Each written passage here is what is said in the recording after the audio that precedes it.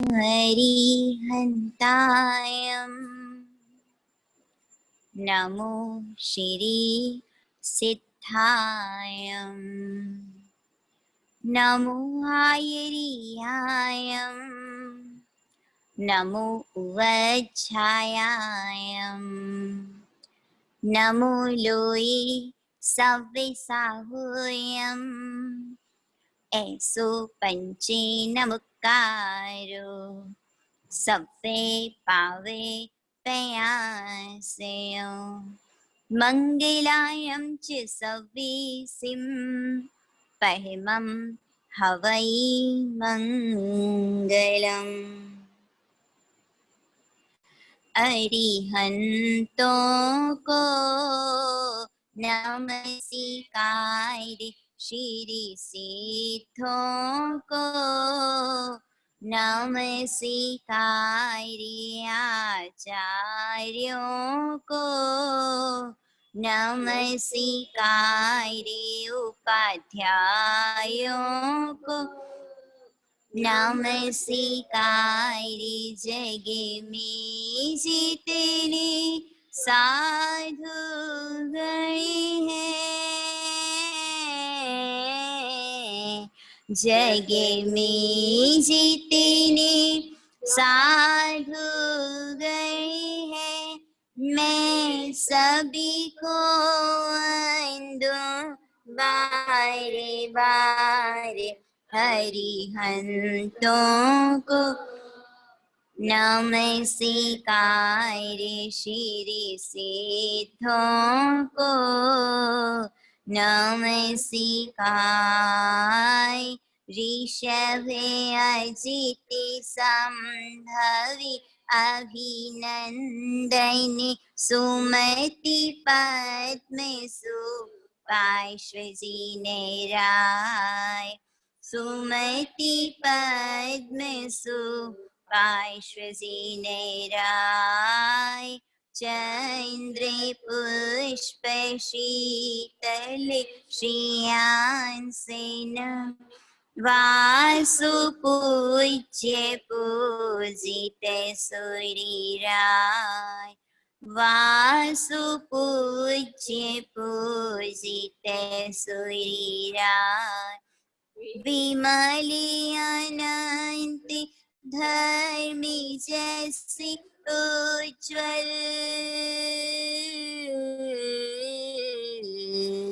विमल अनंत धर्मी जैसी उज्ज्वल शांति कुंथु अरे मल्लिमनाय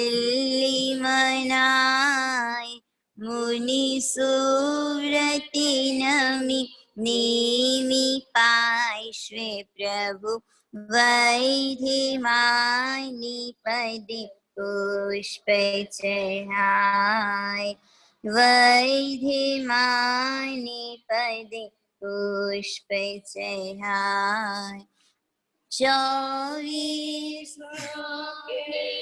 जय कमल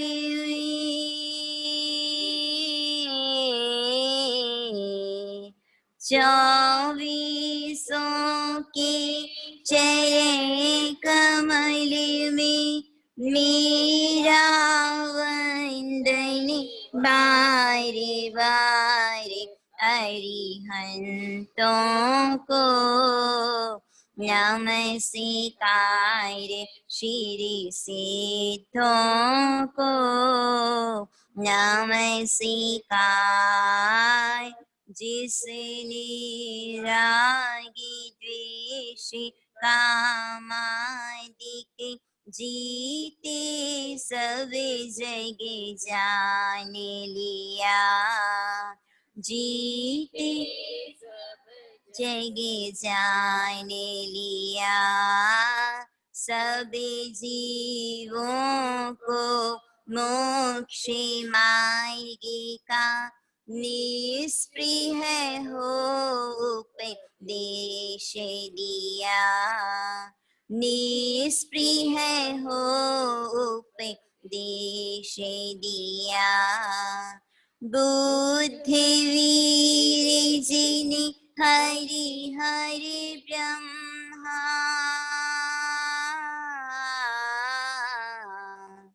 बुद्धिवीर जिने हरि हरि ब्रह्मा या जिनेन्द्रिया हो अविकार सभी के चरण कमल में मेरा वंदन होवे बारे बारे अरिहंतों को नमस्कार श्री सिद्धों को नमस्कार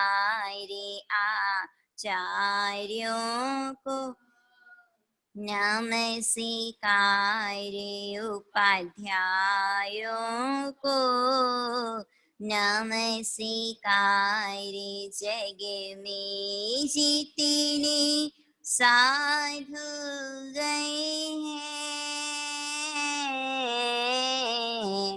जग में जितने साधु गए हैं मैं सभी को वंदूं बारे बारे अरिहंतों को नमस्कार श्री सिद्धों को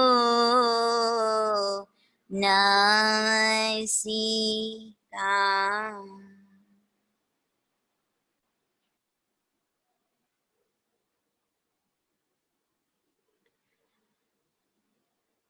गुरु माता पिता गुरु बंधु सखा तेरे चरणों में स्वामी मेरा कोटि प्रणाम। गुरु माता पिता गुरु बंधु सखा तेरे चरणों में स्वामी मेरा कोटि प्रणाम। प्रियतम ही तुम्ही प्राणनाथ तुम्ही तेरे चरणों में स्वामी मेरा कोटि प्रणाम।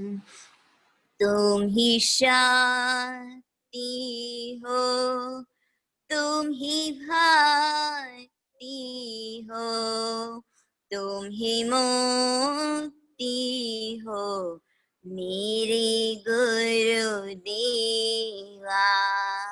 गुरु माता पिता गुरु बंधु सखा तेरे चरणों में स्वामी मेरा कोटि प्रणाम। तेरी बगियाने का वो फूल बनो जो फूल चाहे प्रभु चरण में। गुरु माता पिता गुरु बंधु सखा तेरे चरणों में स्वामी मेरा कोटि प्रणाम।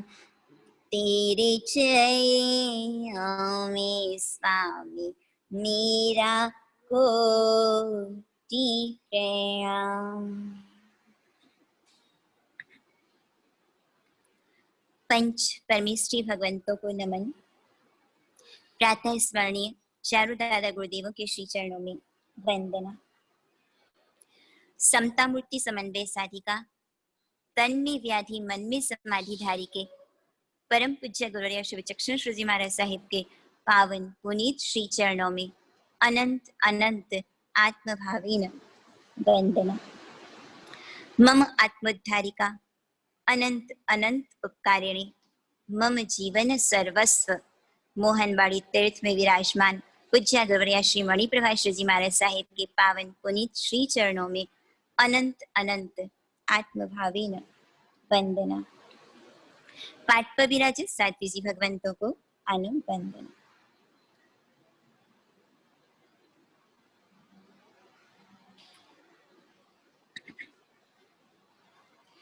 धर्म प्रेमी श्रावकों एवं श्राविकाओं, पर्वाधिराज पर्युषण महापर्व आएंगे पधारेंगे आनंद था। समय कितनी जल्दी गुजरता चला जा रहा है। एक समय था जब जन्म हुआ था और इतनी जल्दी जीवन के 60-70 वर्ष निकल गए, पता भी नहीं चला। आज कौन सा दिन आ गया पर्युषण का? 6वां दिन। 5 समिति का पालन, 5 महाव्रतों का पालन करने वाला फिर क्या करेगा? वह षड जीव निकाय की रक्षा करेगा। किसी भी जीव को पीड़ा ना हो, ऐसे भाव मुनि की भाव दशा होती है। दूसरों को भी पीड़ा नहीं देता और न ही वह स्वयं आर्त ध्यान में रहता है, न ही वह स्वयं दुखी रहता है। परमात्मा की भक्ति में, उस भक्ति की शक्ति में आनंदित, स्वयं की आत्मा में लीन रहकर स्वयं की आत्मा के प्रति दया और षड जीव निकाय की दया। ये संदेश कौन दे रहा है? पर्वाधिराज पर्युषण महापर्व का 6वां दिन। इसीलिए पर्युषण में हम सारी वनस्पति को अभयदान देते हैं। पर्वाधिराज पर्युषण में वाहन का उपयोग नहीं करेंगे। यदि संभव हो सके तो जितनी कम हिंसा से काम चल सके उतनी कम हिंसा विराधना, ऐसा प्रयास आपका हमारा पर्वाधिराज पर्युषण महापर्व में होता है। कल आपने, हमने, सबने बहुत उमंग के साथ, उल्लास के साथ, आनंद के साथ भगवान का जन्म वाचन, भगवान के जन्म महोत्सव को, कांसी की थाली बज रही थी, कुकू के थापे लगाए जा रहे थे, सभी आनंदित होकर झूम करके अक्षत से परमात्मा को बधा रहे थे। और परमात्मा भगवान महावीर स्वामी जो इस धरा पर अवतीर्ण हो गए। प्रभु परमात्मा, जिस क्षण परमात्मा का जन्म होता है उस क्षण धरतीवासियों को तो आनंद होता ही है, किंतु 3 लोक में प्रकाश हुआ और नारकी जो सतत दुख, सतत वेदना को भोगते हैं, वहां भी क्षण भर के लिए प्रकाश और आनंद की प्राप्ति हुई। समस्त पृथ्वी उल्लसित हुई, सर्वत्र आनंद छा रहा था। परमात्मा का जन्म हुआ। जन्म होने के बाद फिर उत्सव मनाया जाता है, भगवान का जन्म महोत्सव। सबसे पहले आप गैस कर सकते हैं कि किसने मनाया होगा? माता ने, जिसने जन्म दिया, या माता पिता ने, या फिर स्वर्ग के इंद्र ने? मुझे पूरा अनुमान था आप यही कहेंगे कि सबसे पहले इंद्र ने जन्म महोत्सव मनाया, पर इंद्र से भी पहले भगवान का जन्म महोत्सव मनाती हैं 56 दिक् कुमारियां।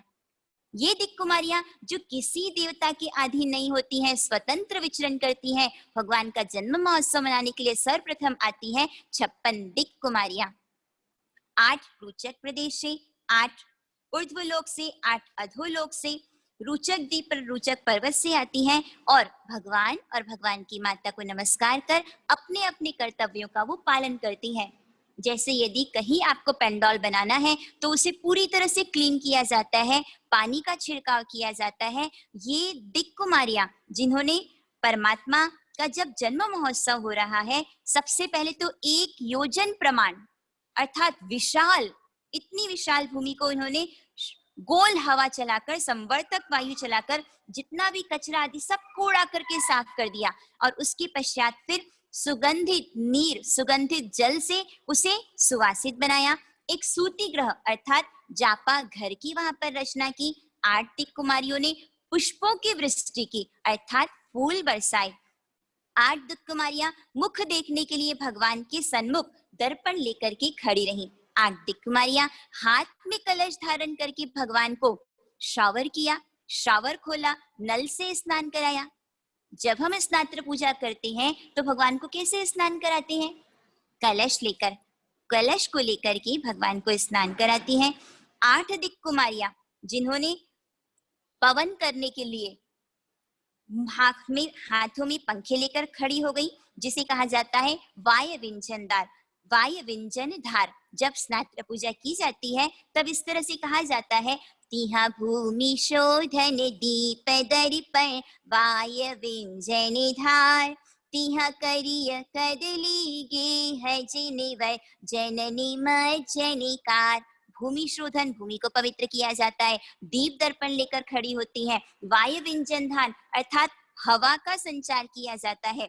और उसके पश्चात फिर तिहा करिय कदली गेह जिनवर, केले का घर बनाती है। 3 दिशा में 3 केले का घर बनाया जाता है। दक्षिण के केले के घर में भगवान और भगवान की माता, उनको दोनों के शरीर में सुगंधित तेल का मर्दन किया जाता है। पूर्व दिशा की कदली गृह में भगवान और दोनों को स्नान कराया जाता है। सिंहासन पर आरूढ़ कर भावना चंदन का लेप करती हैं, सुंदर वस्त्र पहनाती हैं। और उत्तर दिशा की कदली गृह में लकड़ी में अग्नि उत्पन्न कर चंदन काष्ठ से शांतिक पौष्टिक होम कर उसकी रक्षा पोटली दोनों हाथों पर बांधती है।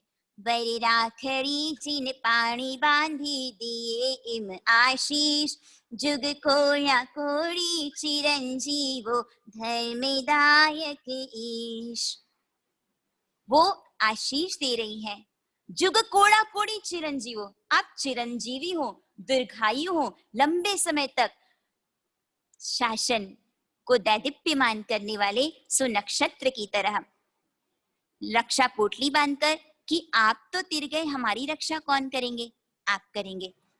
दोनों हाथों पर बांधती हैं, पर्वत समान आयुष्य वाले हों ऐसा आशीर्वाद देती हैं। और उसके पश्चात फिर भगवान के खेलने के लिए प्लास्टिक के खिलौने नहीं होते, 2 मणिमय गोलों को टकरा करके भगवान की क्रीड़ा के लिए पालने पर बांध देती हैं। और उसके पश्चात गीत गान करके पुनः भगवान और भगवान की माता को उनके स्थान पे स्थापित करके वो वापस अपने अपने स्थान पर लौट जाती हैं। अब दिक् कुमारियों ने जब महोत्सव किया, अब उसके पश्चात फिर कौन करेगा उत्सव? इंद्र महाराजा। 64 इंद्रों के आसन कंपायमान हो जाते हैं तीर्थंकर के पुण्य प्रभाव से। हरिणगमेशी देव हरिणगमेशी देव को इंद्र ने अवधि ज्ञान से जाना भगवान महावीर का जन्म हुआ है, तो सुघोषा घंटा बजाने की आज्ञा दी। और वो सुघोषा घंटा आप सोचिए कितना विशाल होगा कि 500 देवों ने मिलकर के उस घंटे को बजाया। वो घंटा जो कि 8 योजन ऊंचा, 1 योजन मिनिमम होता है 12 किलोमीटर, कितना ऊंचा? 8 योजन ऊंचा, 1 योजन जिसका नाल ऐसा सुघोषा घंटा बजवाया गया जिस घंटे की आवाज से जैसे वायरलेस कनेक्शन होता है, 32 लाख विमानों के सारे घंटे अपने आप बजने लग गए। सभी देव सावधान हो गए। ईशान इंद्र ने महाघोष घंटा बजवाया, सभी इंद्रों ने अपने अपने घंट बजवाए। और 12 देवलोक के 64 इंद्र और करोड़ों करोड़ देवी देवता भगवान के जन्म महोत्सव में हमें जाना है ऐसी घोषणा की गई और सारे देव तत्पर हो गए। सभी अपने अपने वाहनों में सवार होकर के परिवार सहित सबसे पहले नंदीश्वर द्वीप में पहुंचे। अनेक वाहनों पे सवार करोड़ों करोड़ों देव चलने लगे। उस समय विशाल आकाश भी छोटा हो रहा था। कितने देव कहते थे, अरे हमको छोड़ करके कहाँ आगे जाते हो, हमें साथ लेते चलो, जल्दी चलो जल्दी चलो, जो सबसे पहले भगवान का दर्शन करेगा उसको सबसे पहले लाभ मिलेगा। सब जाते चले जा रहे हैं। पूरा का पूरा आकाश जो कि संकीर्ण हो गया। बलवान वाहन जिनके हैं वो आगे निकल जाते हैं, जिनके निर्बल देव हैरान होकर के कहते हैं, अरे आज तो आकाश भी छोटा हो गया। इस तरह से सभी देव, कोई देवता की प्रेरणा से, कोई मित्र की प्रेरणा से, कोई देवांगना की प्रेरणा से और कोई भक्ति के बल से सभी चलते चले जा रहे हैं। नंदीश्वर द्वीप में आकर के जैसे पार्किंग की फैसिलिटी होती है, अपने विमानों को संक्षेप किया। एक सौधर्मेंद्र वो पहुंच जाते हैं भगवान के पास और जो 63 इंद्र हैं वो पहुंच जाते हैं सीधा मेरु पर्वत पर। भगवान सौधर्मेंद्र, वे सौधर्मेंद्र जहां पर भगवान है, भगवान की माता को अस्वापिनी निद्रा अर्थात वो नींद में है, और जहां पर भगवान उनके प्रतिबिंब को विराजमान करके भगवान को लेकर के गोद में लेकर के वो इंद्र जिन्होंने 5 रूप बनाए, एक रूप से परमात्मा को प्रतिमा जी का जब पक्षाल किया जाता है तो प्रतिमा जी को एक हाथ से उठाना या दोनों हाथों से उठाना, यहाँ पर इंद्र जो कि दोनों हाथों से भगवान को उठाते हैं, दो रूपों से दोनों तरफ भगवान के चंवर ढालते हैं, एक रूप से प्रभु पर छत्र धारण करते हैं और पांचवें रूप से वज्र उछालते हुए पैदल चलते हैं। मेरुगिरी पर पांडुक वन में अति पांडुक कंबल नाम की शिला पर वे इंद्र जो कि कैसे भाग्यशाली होंगे वो सौधर्मेंद्र कि जिनकी गोद में कौन है? नवजात शिशु भगवान महावीर स्वामी। कैसा उनका पुण्य होगा, अपनी गोद में भगवान। और इधर आप सुनिए कितने कलशों से भगवान का अभिषेक किया गया। 1008 सोने के कलश, 1008 चांदी के, 1008 रत्नों के, 1008 सोने चांदी के, उतने ही स्वर्ण चांदी के, फिर चांदी रत्नों के, स्वर्ण रजतमय और इतने ही मिट्टी के कलश। जाओ इन सबको भर करके लेकर के आओ। इस तरह से सर्व 8064 कलश और उनका नाप कितना? 25 योजन ऊंचे, 25 योजन विस्तार वाले और 1 योजन की नाल वाले। ऐसे इतने कलश जिसमें गंगा, सिंधु, पद्मद्र आदि तीर्थ जलों का जल भरा हुआ है, सभी भगवान का अभिषेक करते हैं। किंतु वहां पर है अनुशासन। इंद्र की आज्ञा मिलेगी तब ही अभिषेक प्रारंभ होगा। उस समय इंद्र को शंका होती है, इतने सारे कलश, इतना सारा पानी, अनुवेगवती नदियां, मेरे नन्हे से भगवान कहीं बह जाएंगे तो? सब आदेश की प्रतीक्षा कर रहे हैं पर आदेश मिल नहीं पा रहा है। उस समय भगवान जो कि जन्म से 3 ज्ञान के धनी होते हैं, भगवान ने जाना अरे इसे शंका हो रही है। भगवान ने अपने अंगूठे से, पांव के अंगूठे से, बाएं पैर के अंगूठे से विशाल मेरु पर्वत सिर्फ संस्पर्श किया हल्का सा, और उस स्पर्श का ऐसा प्रभाव जैसे पूरा पर्वत कांपने लग गया। चारों तरफ तूफान, ऐसा लगा जैसे समुद्रों का जल सूख रहा है, सारा ब्रह्मांड मानो। सभी देव भयभीत हो जाते हैं। उस समय इंद्र सोचते हैं हाथ में वज्र लेकर अवधि ज्ञान से कि ये किसने उत्पात मचाया। तब पता चलता है कि मैंने शंका की थी, भगवान ने इसे अपने ज्ञान से जाना और भगवान ने, ये तो भगवान का विलास है, भगवान ने स्पर्श किया और ऐसा हुआ। मैं अनंत बलि तीर्थंकर के बल को जान नहीं पाया, मैंने शंका की, भगवान से क्षमा याचना करते हैं और उसके पश्चात फिर सबको आदेश मिलता है अभिषेक करने का। सबसे पहले 12वें देवलोक के इंद्र, उन्होंने स्नान कराया, फिर क्रमशः बड़े से छोटों ने स्नान कराया, अंत में चंद्र और सूर्य उन्होंने स्नान कराया, फिर ईशानेंद्र। वे कहते हैं इतनी देर से भगवान आपकी गोद में है, मुझे भी तो ले लीजिए। अरे अवश्य, साहमी वत्सल्यमी बहुलाहो आना एवं तेण, अर्थात साधर्मिक वात्सल्य से बहुत लाभ होता है और यही तो भगवान की आज्ञा है। अवश्य आप अपनी गोद में भगवान को लीजिए। और वे सौधर्म सुरपति सोहम सुरपति ऋषभ रूप करी नवण करे प्रभु अंगम, जैसा हम स्नात्र पूजा में करते हैं, सौधर्मेंद्र जो कि वृषभ का रूप बना करके 8 श्रृंगों के द्वारा भगवान का अभिषेक करते हैं। जैसे हम अष्टप्रकारी पूजा करते हैं, देवदुष्य वस्त्र से शरीर को पोंछा, चंदन का विलेपन किया, पुष्प चढ़ाए, दशांग धूप किया, दीपक किया, अक्षत फल नैवेद्य चढ़ाए। इस तरह से अष्टप्रकारी पूजा करके भगवान के आगे अष्टमंगलिक की रचना की। उसके पश्चात आरती उतारी, गीत गान नृत्य किया, श्रद्धा पूर्ण भाव पूजा की, भाव भक्ति की, और उसके पश्चात फिर भगवान का स्नात्र महोत्सव करके भगवान को मातेश्वरी के पास पधरा दिए, अवस्वापन निद्रा को दूर किया, प्रतिबिंब को हटा लिया, देवदुष्य वस्त्र और रत्न जटित कुंडल जो कि माता जी को भेंट किए, और भगवान के खेलने के लिए रबड़ की बॉल नहीं, यहाँ पर इंद्र जो कि स्वर्ण जटित गेंद रख करके, भगवान कभी भी माता का स्तनपान नहीं करते, भगवान के अंगूठे में अमृत का संचार किया, वही परमात्मा का आहार होता है। उसके पश्चात फिर 32 करोड़ सोनैये की वर्षा करके 64 इंद्र भगवान का जन्म महोत्सव करते हैं। उसके पश्चात थक गए, 3 घंटा भगवान की पूजा में लग गया, नहीं, वहां से जाते हैं नंदीश्वर द्वीप, वहां पर अठाई महोत्सव करते हैं, फिर वापस अपने देवलोक में जाते हैं। अब इंद्र ने महोत्सव बनाया, अब किसकी बारी आएगी? माता पिता की। जिस रात्रि में भगवान का जन्म हुआ, बहुत से देव देवियों के आने से सर्वत्र प्रकाश हो गया। उस समय तिर्य जृंभक देवों ने राजा के भंडार भर दिए। कितनी बड़ी संख्या है आप सुनिए, 32 करोड़ रुपए, 32 करोड़ सुनइए, 32 करोड़ रत्न, बहुत से निर्दोष रेशमी वस्त्र और देवदुष्य वस्त्रों की वृष्टि की। उस समय मधुरमुखी प्रियंवदा दासी राज आकर के सिद्धार्थ राजा को पुत्र जन्म की बधाई देती है। इतने आनंदित होते हैं कि सिर्फ एक राज चिन्ह मुकुट को छोड़ करके जितना भी आभूषण है सब उस प्रियंवदा दासी को दे दिया जाता है।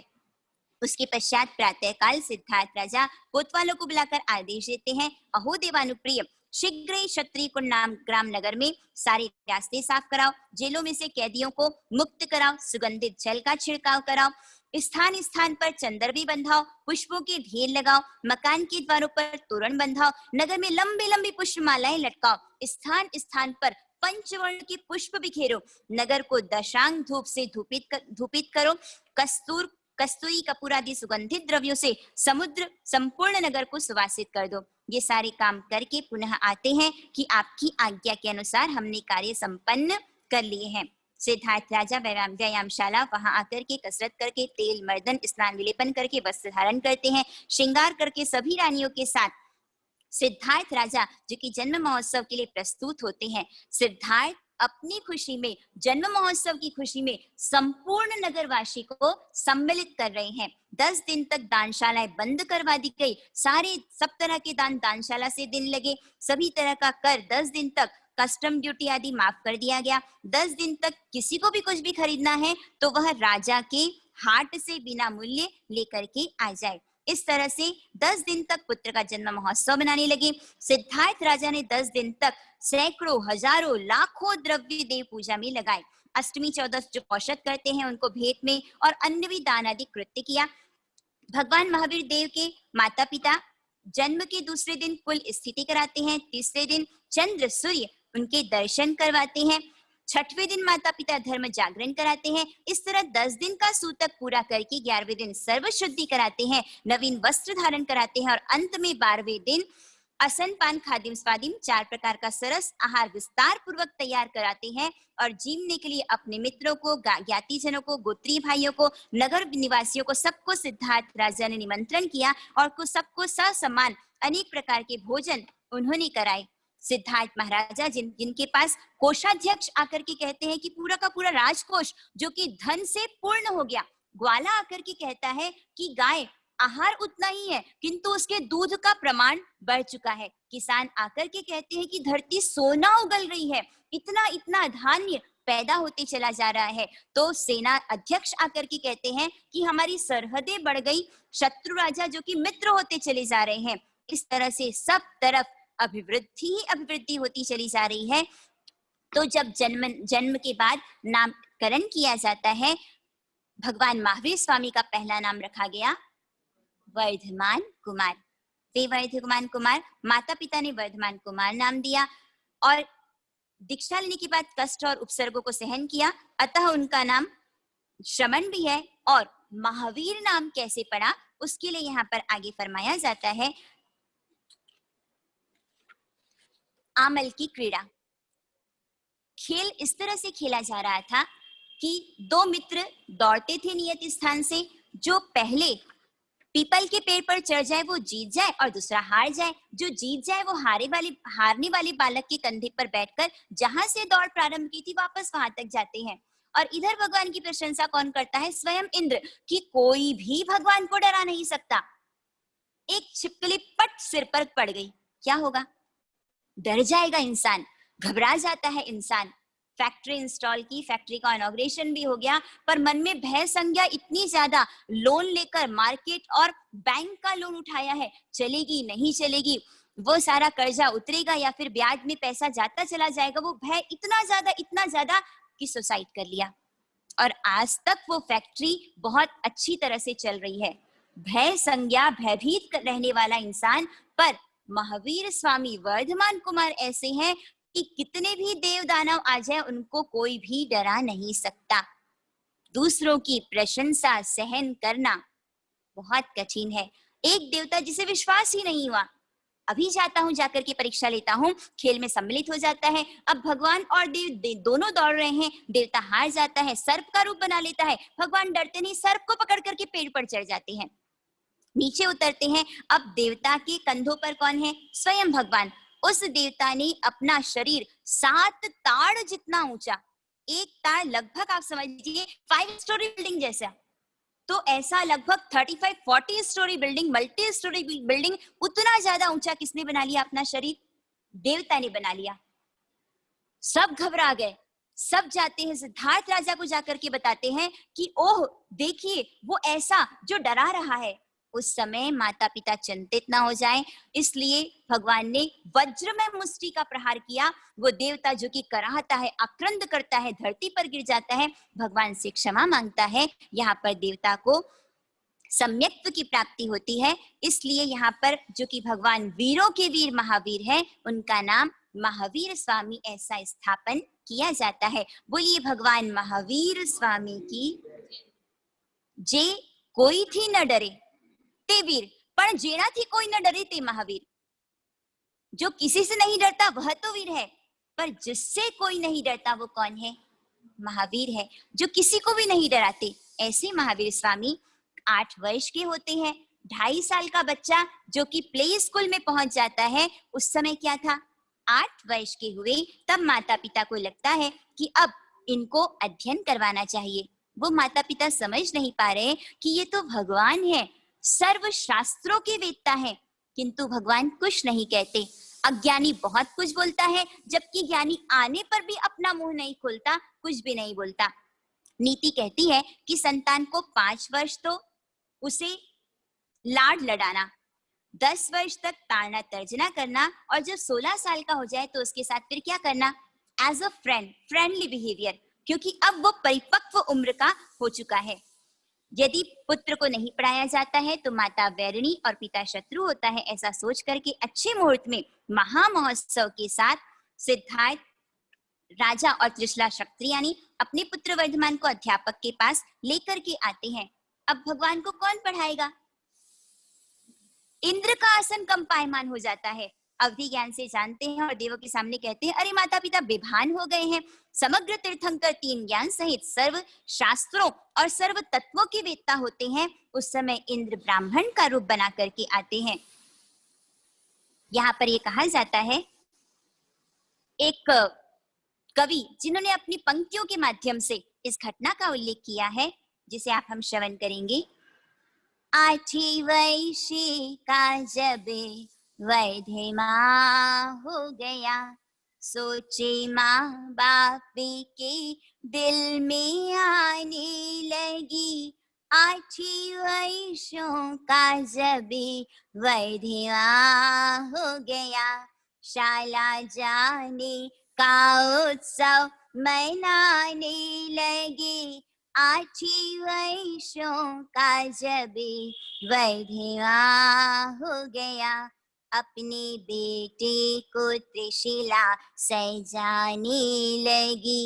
खूबसूरत अलंकार लाने लगी, हर सगे और संबंधी को न्योता दिया। हाथ में अपने बेटे को श्रीफल दिया, वैधे माँ बैठी हाथी पे जाने लगे। शाला जाने का उत्सव मनाने लगे, सारी नगरी में आनंद छाने लगा। जिसने देखा वही यह कहने लगा, 8 वर्षों का जब वैधवा हो गया। इंद्र का तख्त झूला की क्या बातें है, शुभ समाचार है या कोई घाते है। ज्ञान अवधि से उसको पता चली गया, एक हलचल मची इंद्र घबरा गया। कौन इनको पढ़ाएगा संसार में, सभी शास्त्रों के ज्ञाता जो है जन्म से। कौन होगा जगत के गुरु का गुरु, सोची कर इंद्र भी मुस्कुराने लगा 8 वर्षों का जब वैधवा हो गया। इंद्र मुस्कुराते हैं। भगवान को कौन पढ़ाएगा? वो इंद्र ब्राह्मण का रूप बना करके आते हैं। साख भी राख हो जाए ऐसे प्रश्न पूछे, वो ब्राह्मण घबरा जाते हैं, वो शिक्षक घबरा जाते हैं। उस समय अभी तक भगवान बोले नहीं, पर पूछने पर भगवान ने उत्तर देना प्रारंभ किया। सभी अचंभित हैं, सभी आश्चर्यचकित हैं। इन्होंने कभी किसी पुस्तक को खोला नहीं, किंतु फिर भी ऐसे रहस्यमय प्रश्नों का उत्तर जो कि सहज देते चले जा रहे हैं। उस समय दशांग व्याकरण की रचना होती है, जैनेन्द्र व्याकरण की रचना होती है। उस समय फिर स्वयं इंद्र अपना रूप प्रकट करते हैं और कहते हैं ये तो त्रैलोक्यनाथ सर्वज्ञ हैं, इन्हें किसी प्रकार के अध्ययन अध्यापन की आवश्यकता नहीं है। इस तरह से वर्धमान कुमार की स्तुति करके इंद्र पुनः लौट जाते हैं और सभी अब महोत्सव के साथ पुनः घर वापस आ जाते हैं। वर्धमान कुमार जो कि दूज के चांद की तरह बढ़ने लगे, विवाह के योग्य होते हैं। उस समय फिर यशोदा देवी के साथ विवाह कर दिया गया। पुत्री का जन्म हुआ जिसका नाम प्रिय दर्शना रखा गया, जिसका विवाह भगवान के भांजे जमाली के साथ कर दिया गया। जब भगवान 28 वर्ष के हुए थे, उस समय फिर माता पिता स्वर्ग चले गए। कहीं देवलोक, कहीं चौथा देवलोक और कहीं 12वां देवलोक जाने का विवरण आता है। भगवान ने गर्भ में संकल्प धारण किया था, अभिग्रह किया था कि जब तक माता पिता जीवित रहेंगे तब तक मैं दीक्षा नहीं लूंगा। माता पिता का स्वर्गवास होता है। बड़े भाई नंदीवर्धन जिनसे आकर के विनम्र निवेदन करते हैं, भाई मेरा संकल्प पूरा हुआ, अभिग्रह पूरा हुआ, अहो भ्राता अब मुझे दीक्षा की आज्ञा प्रदान कीजिए। माता पिता न रहे, मैं पहले ही गमगीन हूँ, दुखी हूँ, शोकग्रस्त हूँ, कुछ और रुको, तुम्हारे बिना तो मैं बिल्कुल ही अकेला हो जाऊंगा। तब भाई के आग्रह को स्वीकार करते हैं, निवेदन को स्वीकार करते हैं। 2 वर्ष और वे गृहस्थावास में रहते हैं, किंतु कैसे रहते हैं? साधुवत संसार में, नहीं हर्ष नहीं शोक। 1 वर्ष भगवान का कुटुंब बताते हैं। पिता सिद्धार्थ, माता त्रिशला, काका है सुपाश, नंदीवर्धन बड़े भाई, सुदर्शना जिनकी बहन और यशोदा जिनकी भार्या, प्रियदर्शना जिनकी पुत्री और यशस्वती जिनकी दोहिती। 1 वर्ष पूर्ण होता है। अब 1 वर्ष शेष बचा है और 1 वर्ष के बाद पूरा राजमहल छूट जाएगा, इतना अच्छा खाना पीना सब छूट जाएगा। भगवान दुखी होंगे कि आनंदित हो रहे हैं, अब बस वो 1 वर्ष वो भी पूरा होगा और मुक्त गगन का पंछी बन जाऊंगा मैं। क्या स्थिति होगी? दीक्षा का समय निकट आ रहा हो तो वो दीक्षार्थी आनंदित होती है कि दुखी होती है? आनंदित होती है। सारे बंधनों को तोड़ करके सिर्फ 1 वर्ष शेष बचा है। भगवान ने वर्षीदान देना प्रारंभ किया।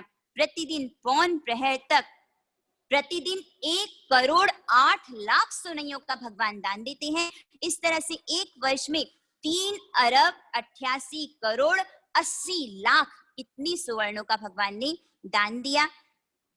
जब समय पूरा होता है, लोकांतिक देवों का यह आचार होता है, भगवान को आकर के निवेदन करते हैं, जय जय नंदा, जय जय भद्दा, भगवान आपका दीक्षा समय हो चुका है, आप पधारे, दीक्षा को स्वीकार करें। ये लोकांतिक देव, लोक का अंत करने वाले, ये सभी सम्यक्ति होते हैं, मोक्षगामी होते हैं। 9 विमान इनके होते हैं। जो 8 विमान के देवता है वो अल्प भाव में मुक्ति को प्राप्त करेंगे और जो 9वें विमान के देवता है वो एकावतारी है।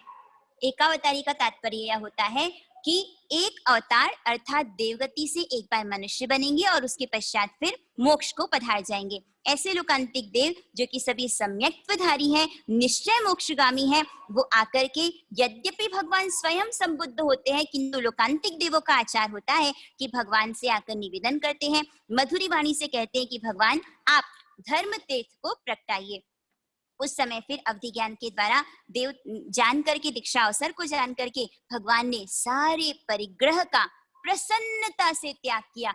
जितने स्वर्ण के आभूषण, जितना सब कुछ था, जैसे शरीर के मैल को छोड़ दिया जाता है, कल के पढ़े हुए पेपर को छोड़ दिया जाता है, उसी तरह से छोड़ने का भी अहंकार नहीं। हमने मैल छोड़ा, उसका अहंकार होता है क्या? तो धन को हमने पकड़ करके रखा है, हमारी आसक्ति है, हमारा अटैचमेंट है।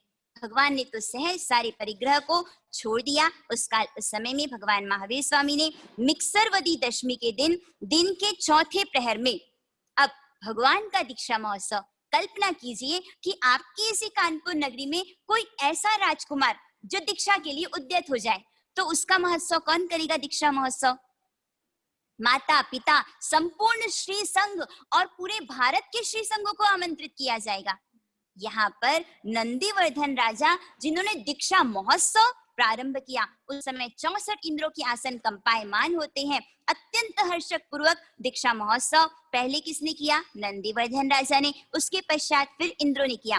भगवान का स्नान कराया गया, विलेपन करवाया गया, वस्त्र आभूषणों से दुल्हन की तरह जैसे दीक्षार्थी को सजा दिया जाता है, वस्त्र आभूषणों से भगवान को भूषित किया गया भगवान को विराजने के लिए। अब देखिए, एक धर्म संकट उपस्थित हो जाता है। एक पालकी जो कि नंदीवर्धन राजा के द्वारा बनाई गई है भगवान को विराजने के लिए, और दूसरी पालकी जो कि देवताओं के द्वारा। आप बताइए, आप यदि होते तो कौन सी पालकी में बैठते? अरे देवता थोड़ा सा और ज्यादा हायर लेवल के हैं, तो किसकी पालकी में बैठना चाहिए? तो क्या करते? अपने जो ब्लड रिलेटिव्स हैं उनका मन दुखा देते क्या? भगवान रुक गए। भगवान ने एक तरफ भ्राता और दूसरी तरफ देवता, एक तरफ भक्ति और दूसरी तरफ संबंध, एक का मन रखो तो दूसरे का मन टूटे। उस समय इंद्र ने अपने अवधि ज्ञान से जाना और दोनों ही पालकियों को एक कर दिया। भगवान उस पर विराजमान होते हैं पूर्व दिशा की ओर मुख करके। पालकियां कितने ही देव हैं जो पंचवर्णी पुष्पों की वृष्टि हो रही है, कितने ही देव हैं जो कि देव दुंदुभी बजा रहे हैं, कितने ही देव भगवान के आगे नृत्य करते हुए चल रहे हैं। समस्त नर नारी भगवान का दीक्षा महोत्सव देखने के लिए ऐसा लग रहा है कि पूरा विशाल मार्ग भी क्या हो गया? आज संकीर्ण हो गया। भगवान का दीक्षा महोत्सव, भगवान पालकी में विराजमान होते हैं, दीक्षा का वरघोड़ा महद आडंबर से निकलता है। मनुष्य के इस प्रकार, तब तमाम मनुष्य इस प्रकार बोलने लगे, जय जय नंदा जय जय भद्दा, भद्दम ते जय जय खत्तीय वरवसा, जाओ जय जय सद्दम पौम जंती। भगवान ने, एक बात ध्यान से सुनिए, भगवान ने वर्षीदान दिया था या वर्षीदान फेंका था? तो इस बात का ध्यान रखें, भगवान ने दिया था। जब कभी ऐसा होता है, पूज्य श्री फरमाते हैं, जिस तरह से फेंका जाता है किसी के पैर में, और हो सकता है कि किसी का पैर या किसी को किसी प्रकार से आहत हो जाए, भगवान ने यहाँ पर वर्षीदान दिया था, दीक्षा का वरघोड़ा। यहाँ पे उनको आशीर्वाद दिया जाता है, शुभकामना दी जाती है, मंगल कामना की जाती है। अहो क्षत्रिय व वृषभ, आप जयवंता रहो, वृद्धि को प्राप्त हो, आपका कल्याण हो, अखंड ज्ञान दर्शन चारित्र से अजय इंद्रियों और मन को जीतो, इनको अपने इनको वश में करके साधु धर्म का पालन करो और परम पद मोक्ष को आप प्राप्त करो। हजारों नेत्र हैं जो भगवान को अनिमेष नयनों से निहार रहे हैं, हजारों ऐसे मुख हैं जो भगवान की स्तुति कर रहे हैं, हजारों जो भगवान की आज्ञा का पालन करने के लिए उमड़ रहे हैं। देव देवांगना, पुरुष, स्त्रियां, अन्य विभूति सहित ज्ञात वन खंड में पधारे। अशोक वृक्ष के नीचे भगवान की शिविका रखी गई। भगवान वहां से उतरते हैं और सारे आभूषण, कल्पना कीजिए उस दृश्य की, एक एक आभूषण मानो भार हो, उन सब को उतारते जाते हैं और नंदीवर्धन राजा को सौंप दिया। नाई आकर के उसने भगवान का लुंचन किया क्या? भगवान के शिर का मुंडन किया क्या?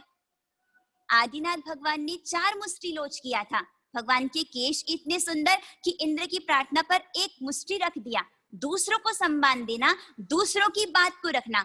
यहाँ पे भगवान पंचमुष्टि लोच करते हैं और पूरे की पूरे बालों का क्या हो जाता है?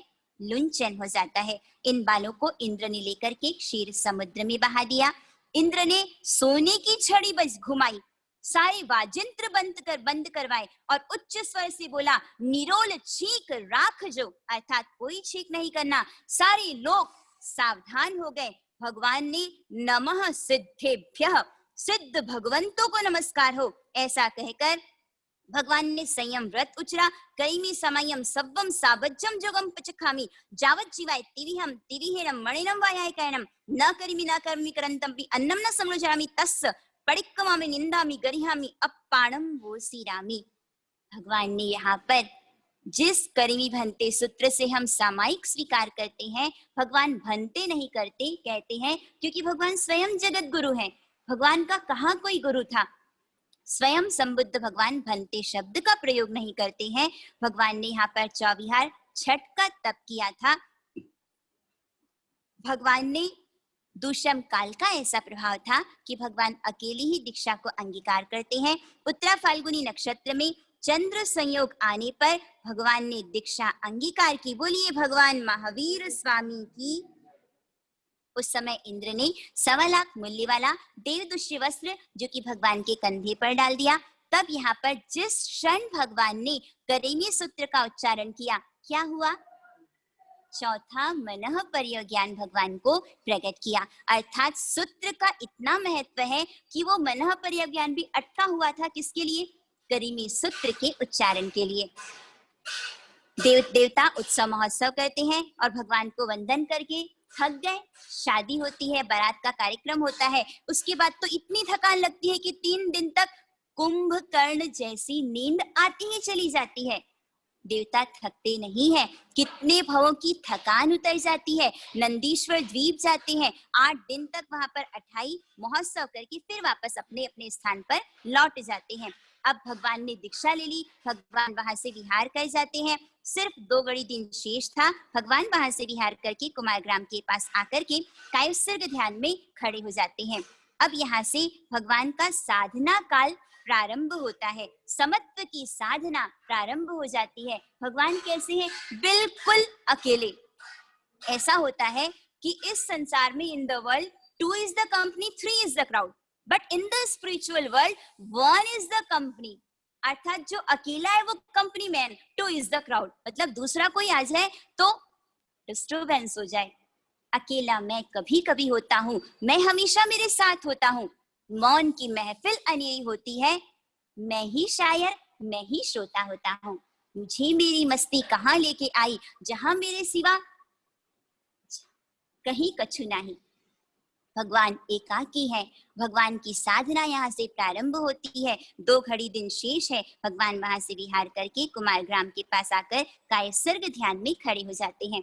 एक ग्वाला जिसने अपने बैल संभला दिए भगवान को, मैं अभी घर से लौट करके आता हूँ, जिसने अब अपने शरीर को ही वो सिरा दिया, शरीर का ही ध्यान नहीं रखा, वो कहाँ दूसरों के बैलों का ध्यान रखेगा। भगवान तो अपने कायसर्ग ध्यान में लीन है। वापस आता है ग्वाला और अपने बैल नहीं मिलते तो क्या होगा? अपनी रस्सी को दुगुनी तिगुनी करके भगवान को मारने के लिए उद्यत होता है। अभी अभी इंद्र गए, वापस लौट करके आ जाते हैं। जहां प्रीति के तार बंधे होते हैं, जुड़े होते हैं, प्रतीति बनी रहती है, वापस लौट करके आकर के उस ग्वाले की रस्सी को पकड़ लेते हैं।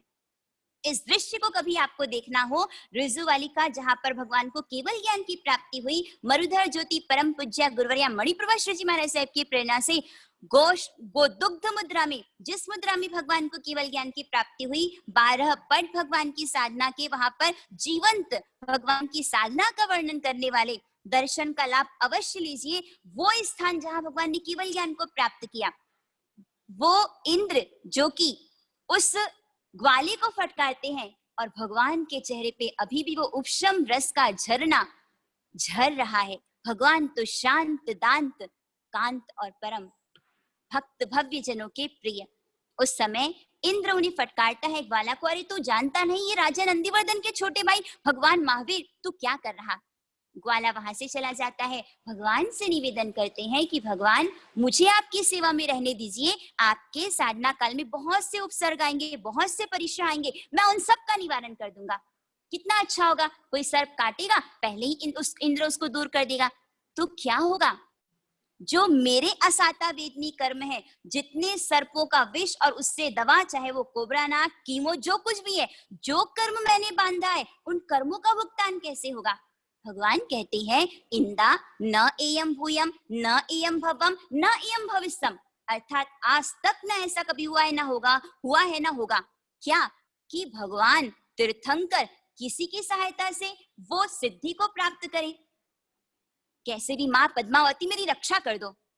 यहाँ पे जो देवी देवताओं की मान्यता है, उन सबको भी निष्फल किया जाता है। अपना जैसा योग होता है, पुण्य का उदय होता है, तब फिर दूसरों की सहायता, किसी की सहायता से तीर्थंकर परमात्मा कभी भी साधना नहीं करते हैं। God help those who help themselves. जो स्वयं पर स्वयं की कृपा करता है, जो स्वयं स्वयं की सहायता करता है, उसे ही फिर सिद्धि की प्राप्ति होती है। यहाँ पर इंद्र लौट जाते हैं। भगवान के काका सुपार्श, जो कि सिद्धार्थ नाम के व्यंतर होते हैं, उपसर्ग निवारण करने के लिए भगवान के पास रखकर इंद्र वापस अपने स्थान पर चले जाते हैं। भगवान प्रातःकाल विहार करके कुलनाशक सन्निवेश पधारते हैं। वहां पर बहुल नामक ब्राह्मण के घर में परमान्न अर्थात खीर से भगवान का पारणा हुआ। जब भगवान का पारणा होता है, पंच दिव्य प्रकट किए जाते हैं, आकाश में ध्वजा विस्तरती है, सुगंधित जल से पृथ्वी का सिंचन किया जाता है, पुष्प वृष्टि की जाती है, देव दुंदुभी बजाई जाती है, अहोदानम की घोषणा करके जिसने पारणा कराया उसका घर क्या हो जाता है, 12.5 करोड़ सुनैयों से भर जाता है। भगवान वहां से विहार करके आगे चले जाते हैं।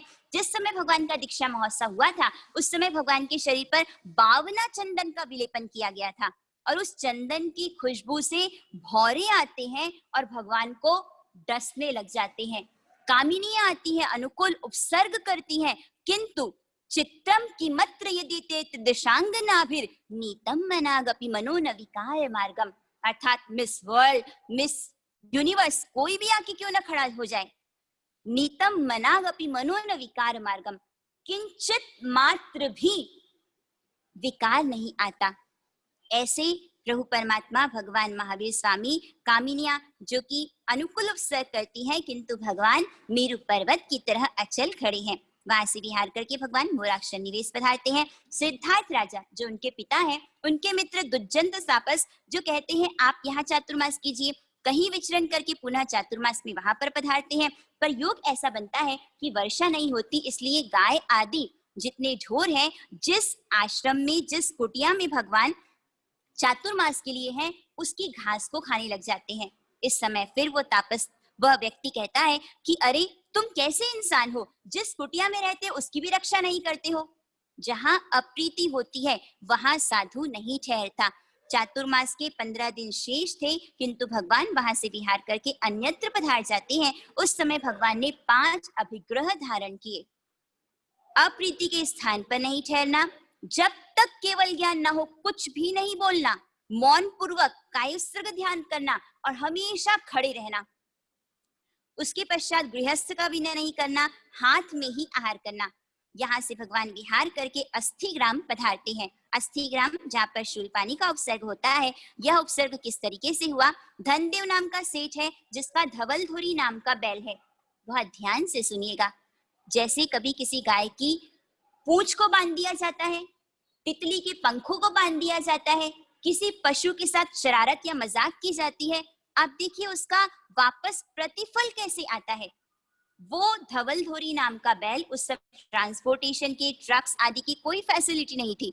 500 घाड़े भर करके वो निकलता है व्यापार करने के लिए, देशांतर जाता है, किंतु बीच में एक बहुत बड़ी नदी जिसको पार करने में वेगवती नदी, सब असमर्थ। एक बैल ऐसा था धवलधुरी जिसके माध्यम से 500 उन सारे गाड़ों को पार किया गया, पर इतना श्रम करने से उस बैल का शरीर क्या हो गया, बेकार हो गया। उस समय से गांव वालों को बुलाते हैं, गुड़ आदि द्रव्य आदि देकर के कहते हैं इस बैल की सार संभाल करना। गांव वालों ने क्या किया, सब कुछ खा गया, हड़प कर गए, जिसे कहा जाता है अमानत में खयानत करना। किसी की वस्तु हमारे पास है किंतु आज तो हड़प ले, किसी का पैसा किसी का धन नहीं लौटाते। देखिए कुदरत वापस जैसा सप्लाई वैसा रिप्लाई, जैसा हम करते हैं उसका प्रतिफल वापस हमको प्राप्त होता है। यहाँ पर वो बैल जो कि भूख प्यास से तड़प तड़प के मर जाता है, क्या हुआ, the end of the picture, हो गई पिक्चर समाप्त? नहीं, वो बैल मर करके जो कि यक्ष के रूप में जन्म लेता है, क्योंकि अकाम निर्जरा जो बहुत अधिक सहन करता है दुख और पीड़ा को, वो देवगति में अकाम निर्जरा के बल से जाकर के वहां पर स्थान प्राप्त करता है शूलपानी यक्ष का। शूलपानी यक्ष के रूप में वह पैदा होता है, और जब उसे पता चलता है कि पूर्व भाव में मुझे इस तरह से सताया गया था, इस तरह से मेरा सब कुछ हड़प लिया गया था, अब वहां पर महामारी फैला देता है, लोग तड़ तड़ मरने लग जाते हैं, सभी परेशान हो जाते हैं, बलि बाकुले दिए जाते हैं। उस समय फिर वह यक्ष भविष्यवाणी करता है, देववाणी करता है कि मेरे स्थान पर तुम यदि मंदिर बनाओगे, तुम सब ने मेरे साथ बहुत बुरा किया, मेरा सब कुछ खा गए, अब यदि मेरा मंदिर बना करके मेरी मूर्ति स्थापित करके यदि ऐसा करोगे, पूजा आदि करोगे, तब तो तुम्हें छोड़ूंगा, अन्यथा सब के सब। अस्थि ग्राम नाम ही इसलिए पड़ा कि चारों तरफ हड्डियों के ढेर। लाशों को जलाने के लिए, दफनाने के लिए स्थान नहीं है। ऐसे कचरे की तरह लाशों को फेंका जा रहा है। जो आज का दृश्य था वो उस समय का दृश्य था। सब तरफ हड्डियों के ढेर। उस समय गांव वाले घबरा गए। एक बैल के साथ ऐसा अपराध किया जिसका फल क्या आया? जिन जिन ने सताया, नहीं भी सताया, जिसका भी जैसा भी ऋणानुबंध था। उस समय फिर शूलपाणी यक्ष, उनका मंदिर बनवाया जाता है और भगवान कहाँ पधार जाते हैं? उसी मंदिर में कायसर्ग ध्यान में खड़े हो जाते हैं।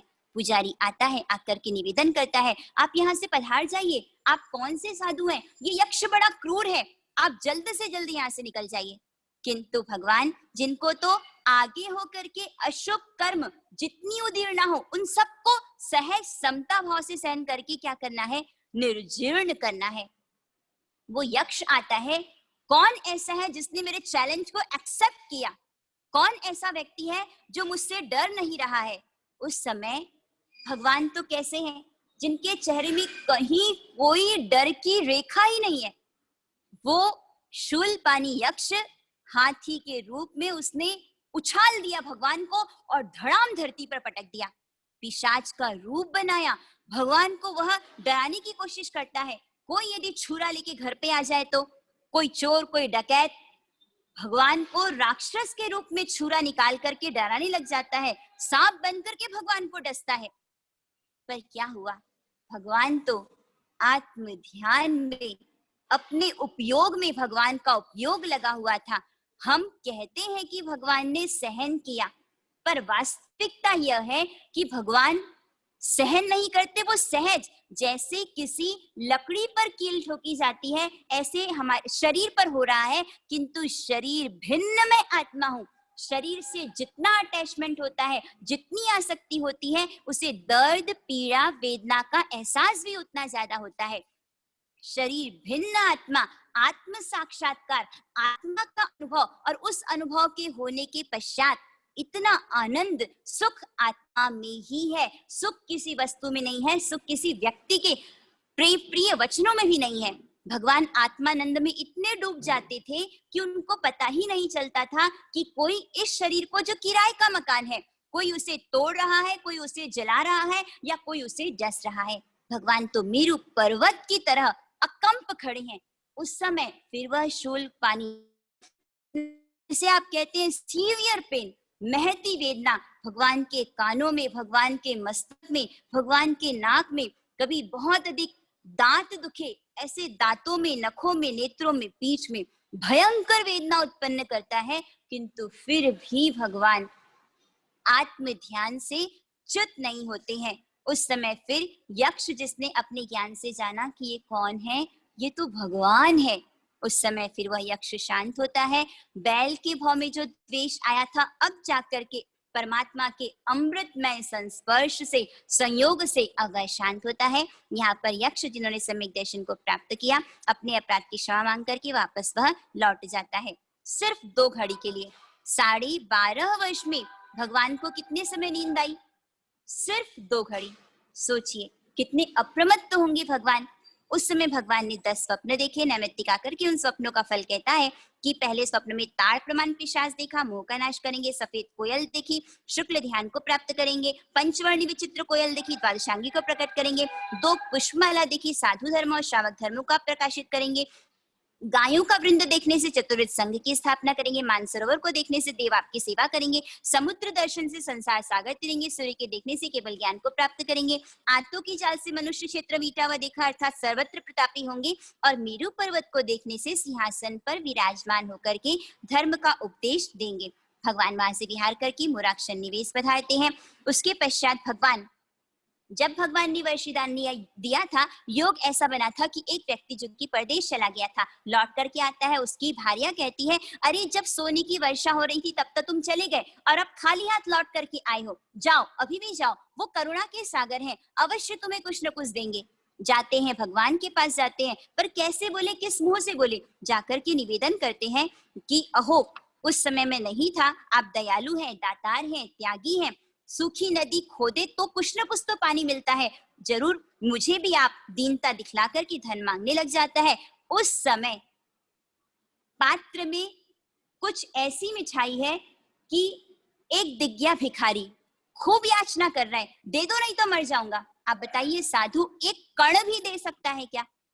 नहीं दे सकता, विश्वास टूट जाएगा। वो संप्रति महाराजा पूर्व में भिखारी थे, मांगते हैं, महामारी थी, कोई अकाल पड़ा था विश्वामी दुक्कड़म, कोई खाने को अन्न नसीब नहीं हो रहा था और साधुओं को भर भर पात्री मोदक पहराए जा रहे थे। उनको दीक्षा देकर के फिर आहार करवाया गया, पर साधु नहीं दे सकता जो उसको वहराया गया है। किंतु यहाँ पर भगवान ने गृहस्थ को दान धर्म की महिमा बतलाने के लिए भगवान ने क्या किया, जो 1.25 लाख मूल्य वाला देवदुष्य वस्त्र था उसे आधा फाड़ करके उस व्यक्ति को दिया। यहाँ पर भगवान फरमाते हैं कि यदि 10 साड़ी है ना तो आए ज्यादा खरीदे, क्या आवश्यकता है, होगा तब देंगे या फिर है तो देना, ये दान रुचि है जो है उससे आधा जरूरतमंद को, जो नीडी पर्सन है आप उन्हें दीजिए और उनकी सुभाशीष और उनकी दुआएं लीजिए। भगवान ने यहाँ पर दान धर्म का उपदेश दिया। बुनकर के पास जाकर लेकर के जाता है तो वह कहता है ये तो आधा है, आधा और मिल जाए तो फिर आधा आधा धन अपन दोनों बांट लेंगे। फिर जाता है भगवान से, अब किस मुंह से कहे, भगवान विहार करते हैं, हवा का झोंका आता है और वो भगवान का आधा वस्त्र जो कि कटीली झाड़ी पर गिर जाता है और वह व्यक्ति जो कि उस वस्त्र को उठा करके बुनकर के पास चला जाता है, 50,000 उसे मिल जाता है, 50,000 बुनकर को मिल जाता है। किंतु यहाँ पर वस्त्र जो कि कटीली झाड़ी पर गिरा, उससे भगवान ने अंदाजा लगा लिया कि मेरे शासन के साधु साध्वी श्रावक श्राविका कैसे होंगे, परस्पर असमाधिकर्ता और क्लेश करने वाले होंगे।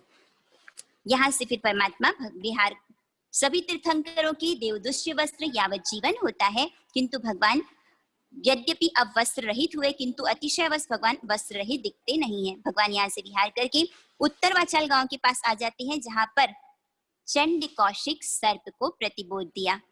आप सोचिए, आ तो जाता है गुस्सा, किंतु anger is 1 letter short of danger.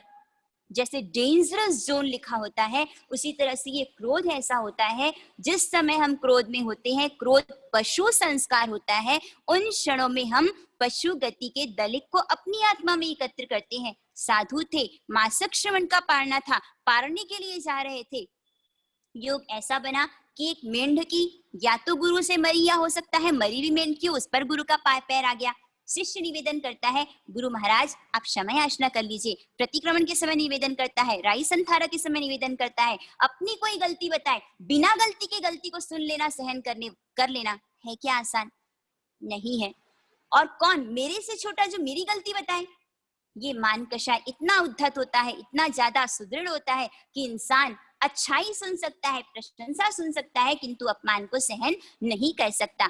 यहाँ पर क्रोध आ जाता है। मासक श्रवण का तप करने के बावजूद भी क्रोध आने के कारण यहाँ पर जिसे कह सकते हैं कि वो तप का अजीर्ण था। क्रोध आता है और अंधकार था, इसलिए कुछ दिखता नहीं। क्रोध में इंसान भूल जाता है, मारने के लिए दौड़ते हैं, किंतु खंबे में सिर टकरा जाता है। दुर्बल कृष शरीर तो था ही, वहां से उनका काल हो जाता है। कहते हैं कि देवलोक हुए, कौन जानता है कि देवलोकवासी हुए कि नरकगामी हुए।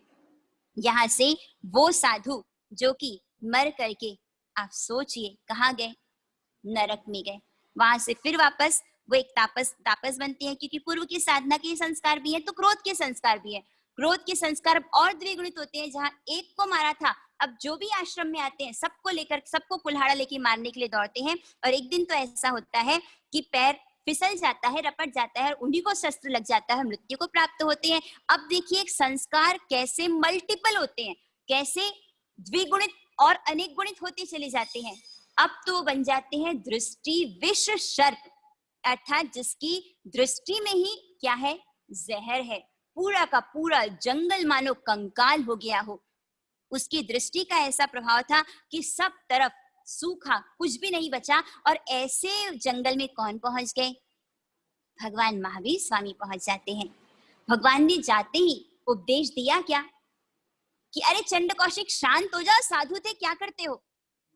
गरम लोहे पर जब वार किया जाता है तो जैसा रिक्वायर्ड शेप हो वो मिल जाता है, आसानी से मोल्ड हो जाता है। रोटी गरम तवे पर सिकती है। पहले उसकी पात्रता को विकसित किया। वो सर्प जिसने जितना प्रहार कर सकता था, सूर्य की ओर दृष्टि करके उसने भगवान की ओर देखा, पर भगवान को कोई असर नहीं हुआ। उसने भगवान को डसा तो क्या हुआ? जैसे माता दुग्ध, उसी तरह से भगवान के चरणों से क्या हुआ? दूध की धारा। वात्सल्य, पूरी भगवान वात्सल्य के सागर, दूध की धारा निकलती है। वो चंड कौशिक हार मान जाता है कि ओह ये कौन, अभी भी इनकी नैनों में अमृत झर रहा है, क्षमा का अमृत। उस समय फिर भगवान फरमाते हैं, बुच्छ बुच्छ चंड कोसिया संबोही खलु पेच्छ दुल्लहा। अब तो चेतो, अब तो जागो। भगवान का मौन का संकल्प था, किंतु लाभ जहां पर होता है, इसलिए सिर्फ इतना ही भगवान ने फरमाया, बुच्छ बुच्छ चंड कोसिए। यहाँ पर चंड कौशिक सर्प को जाते स्वर्ण ज्ञान की प्राप्ति होती है, जिस ज्ञान के माध्यम से उन्होंने जाना कि क्या था मैं साधु, इतनी ऊंचाई पे जाने के बावजूद भी धड़ाम में गिरा। और उसका कारण क्या है? सिर्फ एक क्रोध। प्रयास करें, ये क्रोध जो हमारा शत्रु है, जो हमें सर्प या फिर जिस हिंसक पशु के अवतार में ले जाकर खड़ा करेगा, उम्र बढ़ने के साथ साथ जो स्वभाव को बदलता है, संस्कारों को बदलता है, वही वास्तविक धर्म का अनुयायी होता है। यहाँ पर जब समझ आती है, वह दृष्टिविश सर्प था, इसलिए उसने अपना मुंह जो कि बिल के अंदर कर दिया ताकि अब किसी की हिंसा या विराधना ना हो जाए। वो वहां पर रहता है, 15 दिन तक आते हैं, उन पर घी आदि चढ़ाते हैं, जिससे चींटियां आती हैं, पूरा शरीर जो कि छलनी छलनी हो जाता है, किंतु परम समता से सहन करते हुए, सहनशीलता का ऐसा प्रभाव कि चंड कौशिक सर्प वहां से पहुंच जाते हैं 8वीं देवलोक में। भगवान वहां से विहार करके श्वेतांबिका नगरी पधारते हैं। प्रदेशी राजा ने वहां पर उनकी भक्ति की। दूसरा चमासा भगवान ने राजगिरी के नालंदी पहाड़ों में किया। तीसरा चमासा चंपा नगरी में विराजे, वहां के कोलाक सन्निवेश के उद्यान में पधारे। वहां से परमात्मा चौरा ग्राम पधारते हैं। विशाला नगरी के उद्यान में भगवान ने 24 चातुर्मास तप किया।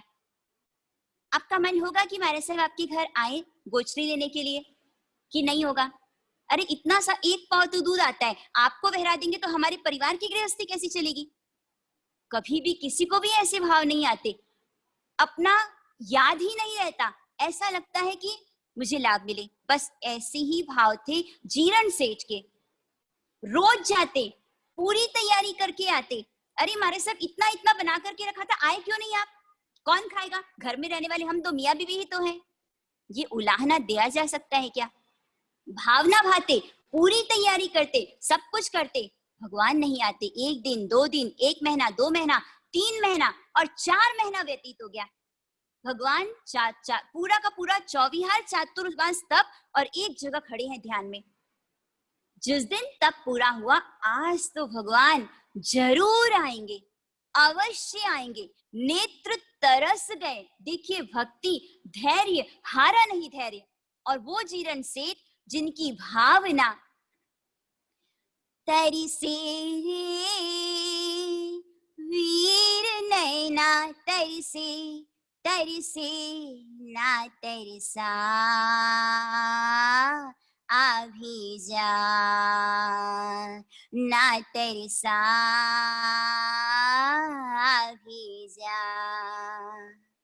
एक आस है विश्वास है, सारे जग में थारो ही वास है।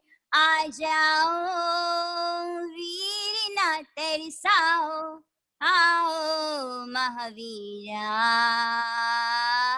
महावीरा। तरसे रे वीर नैना तरसे ना तरसा अभी जा। वो जीरण से जो भाव श्रेणी चढ़ते ही चले जा रहे हैं, भावों से निवेदन कर रहे हैं, भगवान पधारिए, मुझ पामर को परम बनाइए, इस घर आंगन को पवित्र कीजिए। और भावधारा इतनी चढ़ रही है, इतनी चढ़ रही है कि शुभ भावों के बल पे 12वें देवलोक की आयुष्य के दलिकों को एकत्रित कर लिया। पर योग ऐसा बना कि देव दुंदुभी बसती है, पूरन सेठ के यहाँ भगवान का उड़द के बाकुले से पारना हो जाता है। और यहाँ पर जीरण सेठ जिसकी भावधारा टूट जाती है, ओह भगवान का पारणा हो गया। ये कहा जाता है कि यदि देवदुंदुभी नहीं बजी होती तो भाव शक्ति के बल पर उस समय जीरण सेठ को केवल ज्ञान की प्राप्ति हो जाती। यहाँ पर पूरण सेठ जिन्होंने द्रव्य भक्ति की और जीरण सेठ जिन्होंने भावों से परमात्मा की भक्ति की। यहाँ से परमात्मा चौथा समासा पृष्ठ चंपा में पधारे, जहाँ पर जीरण सेठ पूरण सेठ के पांचवा चमासा भगवंत ने भद्रिका नगरी में किया। छठवां चमासा भद्रिका नगरी में विराजी। 8 महीने तक स्वामी को कोई उपसर्ग नहीं हुआ। 7वां चमासा अलंबिका नगरी में देवकुल में विराजी। यहाँ पर अब जो ईगो क्लैशेस होता है किसके बीच में ज्यादा होता है? कपल के बीच में, पति पत्नी के बीच में। आप सुनिए कि उसका रिजल्ट कैसे आता है। भगवान महावीर जिन्होंने स्वयं की आत्मकथा से फरमाया है कि देखो मैंने अपनी जीवन संगिनी का अपमान किया। हार्म सेट हार्म गेट, जो हम कर भला तो हो भला, कर बुरा तो हो बुरा। जिस समय भगवान त्रिपृष्ठ वासुदेव के भाव में थे उस समय अपनी ही रानी जिसका उन्होंने अपमान किया था, बहुत अच्छा नृत्य करती थी, नृत्य देखने का मन था, पर रानी बुखार में सिक रही थी। राजा की आज्ञा ना माने तो उसे दंड मिलेगा। रानी को बुलाते हैं 1 बार 2 बार, तीसरी बार मेरी आज्ञा का खंडन हुआ। इतना क्रोध आता है कि उस समय रानी को कांपते कांपते आना पड़ता है। क्यों नहीं आई तुम? मुझे बुखार था, कांप रही थी। उस समय रानी के शरीर पर ठंडा ठंडा जल डाल दिया जाता है। वही रानी जो बनती है कठपुतनी, कठपुतना, व्यंतरणी। अब बदला लेने के लिए जब भगवान कायस्वर्ग ध्यान में खड़े हैं, जैसा हम करते हैं वैसा ही फल कर्मों का हमें भुगतान करना पड़ता है। यहाँ पर भगवान जो कि खड़े हैं उस समय कठपुतना नाम की व्यंतरी भगवान को देखते ही द्वेष आता है। जैसा ठंडा ठंडा जल, यहाँ पर शीत ऋतु है, कड़कड़ाती ठंड है, हड्डियों को कंपा देने वाली सर्दीली बर्फ हवाएं हैं। और उस समय कठपुतना व्यंतरी जिन्होंने अपनी जटाओं में ठंडे जल की फुहार भगवान पे डाल दी, उस समय भगवान को उत्सर्ग होता है शीत का, किंतु फिर भी भगवान शांत है। उस समय फिर भगवान को शांत देख करके नारी कैसी होती है? कोमल होती है। उस समय उसने भगवान से क्षमा याचना की, भगवान की स्तुति करती है। बेले के तप सहित इस कष्ट को सहन करते हुए भगवान को यहाँ पर लोकावधि ज्ञान की प्राप्ति होती है। बोलिए भगवान महावीर स्वामी की। 8वां चमासा भगवान का राजगृह नगरी में, 9वां चमासा अनार्य देश में हुआ। वहां पर बहुत से उपसर्ग हुए और उसके पश्चात फिर भगवान वहां से विहार करके पधार जाते हैं 10वां चमासा सावथी नगरी में। यहाँ पर गौशाला जिसने तेजुलेश्वर सिद्ध कर ली, अष्टांग निमित्त सीखा, अब वो अपने आप को तीर्थंकर मानता है और भगवान से अलग हो जाता है। उसके पश्चात भगवान म्लेच्छ देश में अर्थात अनार्य देश में पधारते हैं। आप सोचिए हमारे आराध्य भगवान महावीर स्वामी जो कि विहार कर रहे हैं, विचरण कर रहे हैं, कुत्ते के पिल्ले आकर के भगवान की पिंडी का मांस, ऐसा ऐसा वहां के भील जो नहीं समझते, भगवान पधार रहे हैं, भगवान के शरीर में वस्त्र नहीं है और भाला, किंतु समता के सागर, जितना जितना जितना कुछ भगवान ने सहा। 24 तीर्थंकरों में एक तरफ भगवान महावीर 12.5 वर्ष की साधना काल में जितना कुछ समता से भगवान ने सहन किया, स्तुत्य और वंदनीय है भगवान की समता। यहाँ पर भगवान पढ़ाल गांव के उद्यान पोलास नामक किसी मंदिर में स्वामी एक रात्रि की प्रतिमा में रहे। उस समय इंद्र भगवान की स्तुति करते हैं, तब अभव्य संगम नाम का देव जो उस स्तुति को सहन नहीं कर पाता, आता है भगवान को चलायमान करने के लिए। हमारे रोम कांप जाए इस तरह से उसने भगवान को उपसर्ग दिया। आप कल्पना कीजिए जैसे चालनी होती है उस तरह से वज्रमुखी चींटियों ने भगवान के शरीर को छलनी छलनी कर दिया, किंतु भगवान तनिक भी चलायमान नहीं हुए। सर्पों के रूप में भगवान को डस लिया। बिच्छू का डंक, एक बार साध्वी जी भगवान को विहार में एक बिच्छू ने डसा, डंक मारा, इतनी वेदना कि कहीं नहीं कहा नहीं जाए। बिच्छुओं के रूप में उसने भगवान को डसा, घी मेलिका के रूप में उसने भगवान को खाने का कार्य किया, धूल की वृष्टि की, सर्प के रूप में डसने का कार्य किया, नेवले के रूप में भगवान के शरीर को चूहों के रूप में काटा। जिन जिन जीवों की विराधना, चूहे को पकड़ करके या फिर हिट ऑल आउट जो कुछ भी किया जाता है, हर एक जीव जो किया मिच्छामि दुक्कडम, किंतु उसका भुगतान भी करना ही होता है।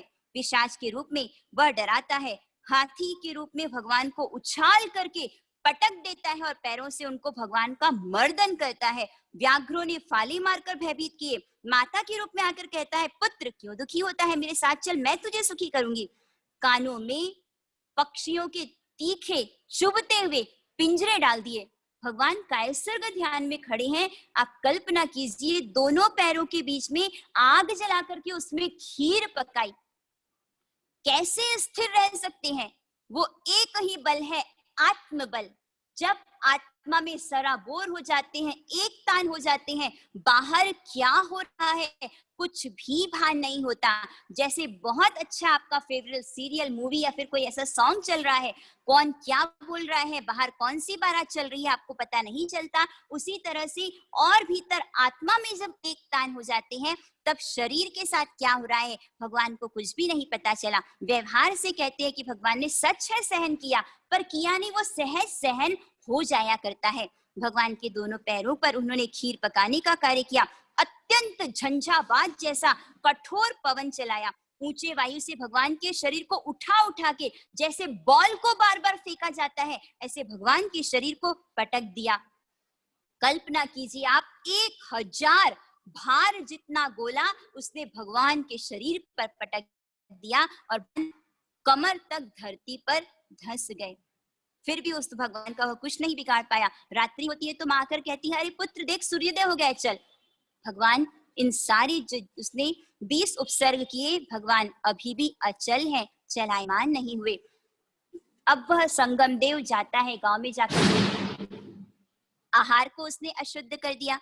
वह जाकर के कहता है कि मेरे भगवान कौन है, मेरे गुरु कौन है? वो चोर है, चोरी करने के लिए आएंगे, इसलिए कोई भी आने नहीं देना। इसलिए जब गांव में आते हैं तो मारपीट करने लग जाते हैं भगवान के साथ। जो गांव वासी हैं, जाकर के पानी को अस्वस्थ कर देता है, अलग अलग प्रकार से भगवान को कष्ट देता है। उस समय फिर भगवान ने संकल्प किया कि जब तक ये उपसर्ग शमन ना हो जाए, तब तक मैं आहार को ग्रहण नहीं करूंगा। इस तरह से 6 मास तक हमारे तारणहार परमात्मा, जिनको अन्न जल का संयोग नहीं बन पाया, 6 माह के पश्चात फिर इंद्र को बहुत दुख था। 6 माह तक वहां देवलोक में शोक बना रहा, सब दुखी हैं। इंद्र ने इसलिए नहीं रोका, यदि मैं रोक दूंगा तो कहेगा मैं तो डिगा सकता था, तुमने डिगाने नहीं दिया। उसके पश्चात फिर इंद्र उसको अपने देवलोक से निकाल देता है दिवांगना के साथ। और यहाँ से परमात्मा जो 6 माह का उपवास, उसका पारणा भगवान का गोपालक के घर परमान्न से होता है। वहां से भगवान विशाला नगरी में पधारते हैं, जहाँ चमरेंद्र का उत्पात हुआ। कौशाम्बी नगरी के अंदर पौषवदी एकम के दिन भगवान ने अभिग्रह धारण किया। भगवान का ये विलक्षण अभिग्रह था। आप सोचिए कैसे संभव है कि एक राजकुमारी हो, प्रिंसेस, और वो किसी कैद खाने में हो। पर भगवान ने, आपको लगेगा कैसा अटपटा ये था, तेले का तब भी किया हो, और हाथ में क्या होना चाहिए? खीर, रबड़ी, मलाई। सुपड़े में बोलिए क्या चाहिए? उड़द के बाकुले। राजा की पुत्री है, कैद खाने में है, एक पैर बाहर होना चाहिए, एक पैर अंदर होना चाहिए, और आंखों में क्या होने चाहिए? आंसू होने चाहिए। जंजीरों से पैर जड़ी हुई होनी चाहिए। इस अवस्था में राजकुमारी सुबह सुबह नहीं, 2 प्रहर के बाद यदि उड़द के बाकुले बहराए तो पारणा करना, अन्यथा नहीं करना। मुनिराज जिन्होंने संकल्प किया कि हाथी यदि मोदक बहराए तो पारणा करना, अन्यथा नहीं करना। और योग ऐसा बना, जयपुर नगरी जहाँ पर हलवाई की दुकानें, वहां से एक हाथी जो कि मदमस्त हो गया, उसने अपनी सूंड से एक लड्डू को उठाया, और इधर मुनिराज जो जा रहे थे, जिनका अभिग्रह था, उनके पात्रे में वो लड्डू बहरा दिया। अभिग्रह यहाँ पर भगवान का फला या नहीं फला? कृष्ण के साथ राधा का नाम आता है, राम के साथ शबरी का नाम आता है, तो हमारे भगवान महावीर के साथ किसका नाम आता है? चंदन बाला। चंदन सम शीतल वो बाला, जिन्होंने सिद्ध किया कि जो सुपात्र दान देगा वो अवश्य सुपात्र होगा। पर उसके लिए परिस्थिति कैसी? आप सोचिए, स्थिति ऐसी बनती है, कौशाम्बी नगरी के राजा शतानिक, जिन्होंने चंपा नगरी को जीता, जो उनके पिता दधिवान हैं, वो तो भाग जाते हैं, और मां धारिणी, संस्कार कैसे होंगे? शील की रक्षा करने के लिए स्वयं की जीभ को खींच करके प्राण दे दिए। उस समय चंदन बाला जो राजकुमारी है उसको बेच दिया गया मूला सेठानी और धन सेठ ने जिसको खरीद लिया अपने घर पर लेकर के आते हैं। उस समय मूला सेठानी सोचती है कि मैं तो वृद्ध हो गई हूँ, अब सेठ किसको अपना लेंगे, इसे अपना लेंगे। इसलिए उसके सारे बालों को मुंडित करा देती है और पैरों में जंजीर बांध करके उसे तलघर में डाल देती है और अपने पीहर चली जाती है। इधर धन सेठ आते हैं, आकर के ढूंढते हैं कि कहाँ गई चंदन बाला। ऐसी परिस्थिति में भी चंदन बाला को द्वेष नहीं आया, क्रोध नहीं आया। चंदन सम शीतल जिसका स्वभाव, वो चंदन बाला। वो धन सेठ आते हैं, देखा तो एक सुपड़े में उड़द के बाकुले थे, तल घर में चंदन बाला को देते हैं और कहते हैं कि तू इसे वापरना, मैं अभी लुहार को बोल करके लेकर के आता हूँ, जो तेरे पैरों की बेड़ी खोल देगा, उसे हटा देगा। चंदन बाला 3 दिन का तेले का तप है, सामने वस्तु है। जब कड़ी भूख लगती है ना तो लूखी रोटी भी रसगुल्ला और गुलाब जामुन लगती है। तो क्या करेंगे, फटाफट क्या करेंगे, उड़द का बाकुला। तेले का तप है, कोई मुनिराज पधार जाए, कोई आ जाए और मुझे सुपात्र दान का लाभ मिले। उस समय भगवान महावीर तीसरे प्रहर में पधारते हैं, रोज जाते हैं भिक्षा लेने के लिए और आज भी पधारे हैं। जब देखा चंदन बाला, जो कि जितनी उनकी कंडीशंस थी सब फुलफिल हो रही थी, सिर्फ एक बची थी। वो कौन सी थी? अब भगवान जैसे भगवान जो हमारे घर में आहार बहारने के लिए पधारे, तो बताइए आप रोएंगे कि हंसेंगे? पर भगवान की टिपिकल कंडीशन थी, ये शर्त थी कि आंखों में क्या होना चाहिए। तो क्या करेगी चंदन बाला? भगवान पाछा फिर जावे, वापस लौट जाते हैं, अब क्या होगा? चंदन बाला की आंखों में क्या आ जाएंगे? आँखियों के झरोखों से मैंने देखा जो सामने, प्रभु वीर नजर आए, महावीर नजर आए। आँखियों के झरोखों से मैंने देखा जो सामने, प्रभु वीर नजर आए, महावीर नजर आए। बंदी हथकड़ी बेड़ी में बैठी थी जो सोच में, प्रभु वीर नजर आए, महावीर नजर आए। थी दर्श की एक आस वो भी खोने लगी है, देखो प्रभु ये चंदना अब रोने लगी है। मेरे एक एक आंसू ये तेरे चरणों की धूल में फिर भी न तरस आए, मुझे कैसे सबर आए, आँखियों के झरोखों से। चंदनबाला की आंखें नम हो जाती है, भींग जाती है। वो चंदनबाला जो कि पुकारती है मेरे नाथ।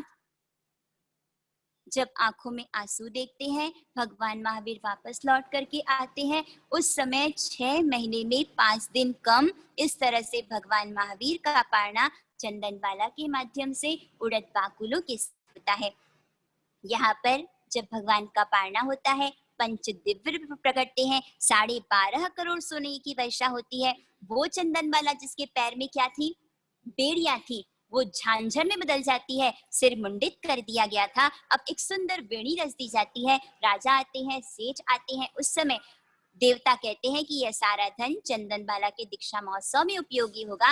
राजा को बाद में पता चलता है कि यह तो मेरी स्वयं की भांजी ही है। उसे लेकर के फिर वह चले जाते हैं। उसके पश्चात 12वां चमासा भगवान का चंपा नगरी में होता है। भगवान कायस्वर के ध्यान में खड़े हैं। ऐसे भगवान को यदि हमें देखने को मिले तो कैसे भाव आएंगे? हमारे भगवान स्तंभित हो जाएंगे। किंतु पूर्व के द्वेष का, वैर का ऋणानुबंध, उस ऋणानुबंध के कारण वो ग्वाला, कौन है वो ग्वाला? जिसके कानों में भगवान ने उबलता हुआ शीशा डलवाया था, उस ग्वाले को देख करके ही भगवान को द्वेष आता है, इतना क्रोध आता है। उस समय उसने वहां पर शर्करा अर्थात कांस वृक्ष के खीले, आप सोचिए कितनी भयंकर वेदना हुई होगी उन क्षणों में। भगवान के कानों में ठोक दिया गया, भगवान ने मन से तो सहन किया किंतु शरीर से चीख निकल गई, किंतु फिर भी भगवान किसी को नहीं कहते, कुछ भी नहीं कहते। भगवान आहार लेने के लिए जाते हैं। खरक वैद्य ने जब देखा भगवान पुनः जब कायस्वर्ग ध्यान में है, उस समय खरक वैद्य ने संडासी से खींचकर खीलों को नमाई में वृक्ष की शाखाओं से बांधकर एकदम छोड़ दी।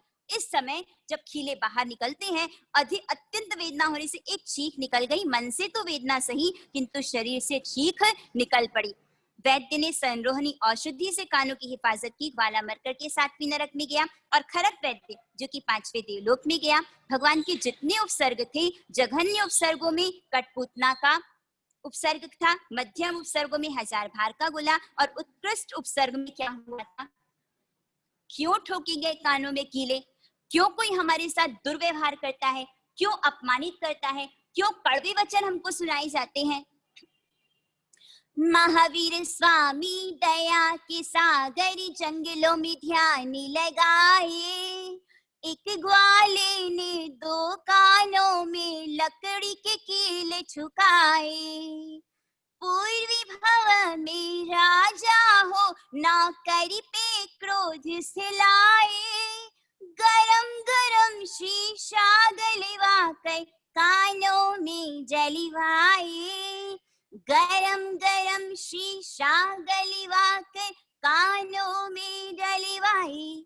एक सवाल मैं करूं, एक सवाल तुम करो, हर सवाल का जवाब लाजवाबी हो।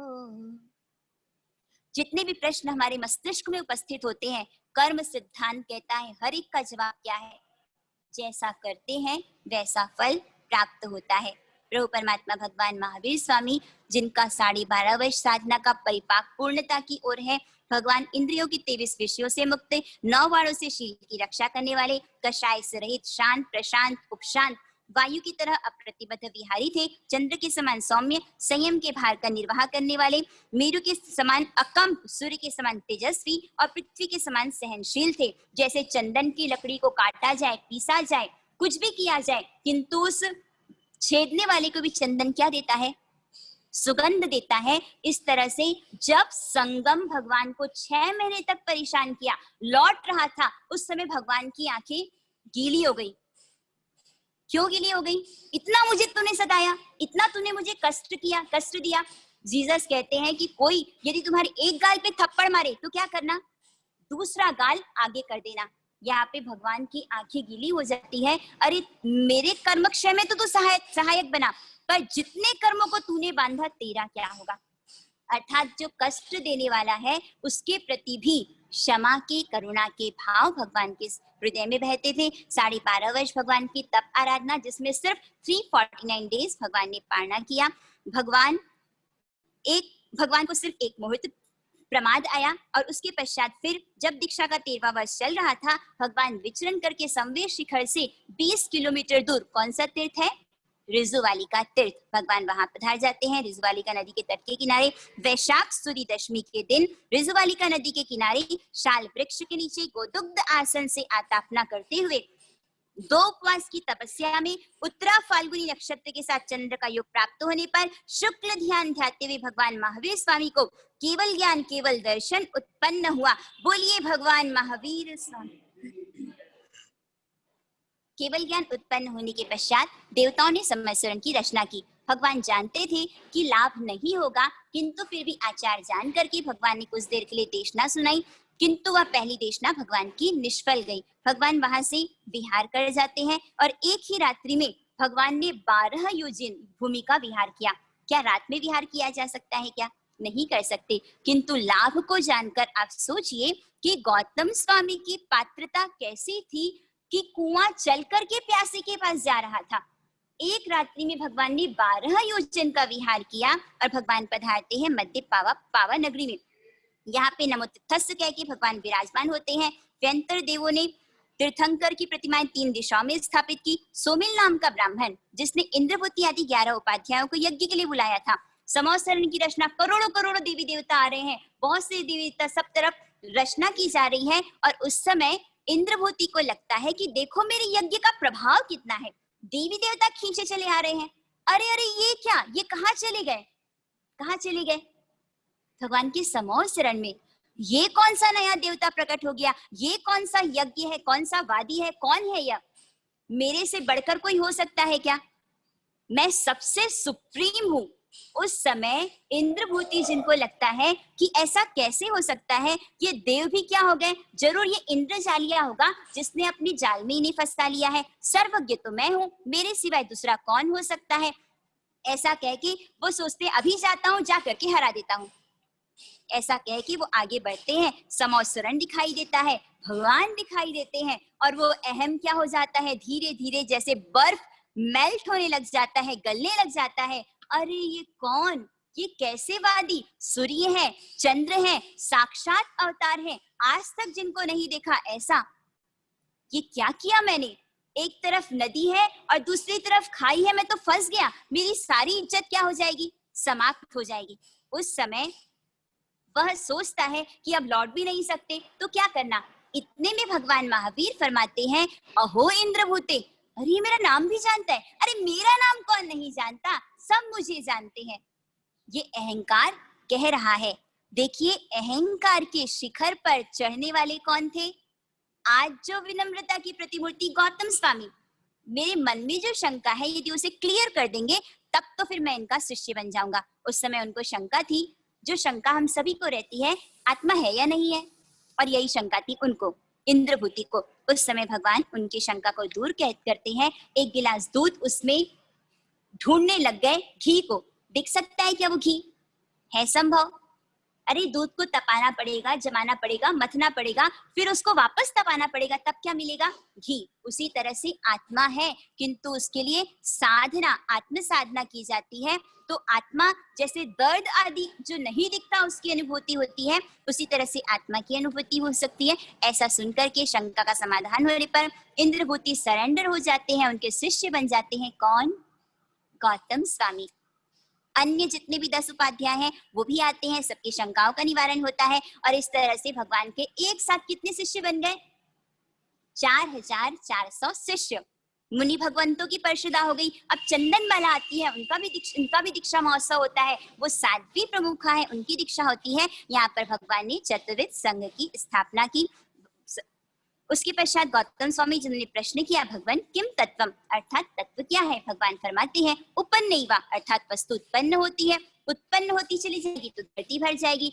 पुनः पूछते हैं भगवान किम तत्वम, भगवान फरमाते हैं विगमैवा, अर्थात वस्तु का नाश भी होता है, नाश हो जाएगा तो धरती खाली हो जाएगी। पुनः पूछते हैं किम तत्वम, तो कहते हैं किंचिय ध्रुवैवा, अर्थात कुछ शाश्वत तत्व वह भी उपस्थित होता है। जैसे आत्मा है वह शाश्वत तत्व है। मेघ कुमार हाथी की पर्याय थी, उसका नाश हुआ, फिर राजकुमार की पर्याय, उसकी उत्पत्ति हुई। आज हम मनुष्य हैं, किंतु ये पर्याय नष्ट होती है, कभी किसी रूप में, इस तरह से पर्याय बदलती रहती है, किंतु आत्म तत्व कायम रहता है, शाश्वत रहता है। यहाँ पर गौतम स्वामी जिन्होंने द्वादशांगी की रचना की, भगवान के 42 चातुर्मास में हस्तिपाल राजा की दान मंडी में अरिहंत परमात्मा 2 प्रहर देशना देते हैं, किंतु हमारे भगवान महावीर स्वामी जिन्होंने लगातार कितने घंटे देशना दी?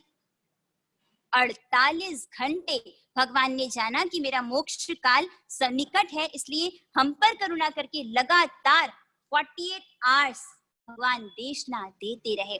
वे परमात्मा कार्तिक वदी अमावस्या के दिन प्रभु परमात्मा जो कि रात्रि में मोक्ष पधारे, स्वाति नक्षत्र में चंद्र का युग संयोग होने पर भगवान महावीर स्वामी भव स्थिति छोड़ करके मुक्ति को प्राप्त हुए। बोलिए भगवान महावीर स्वामी की।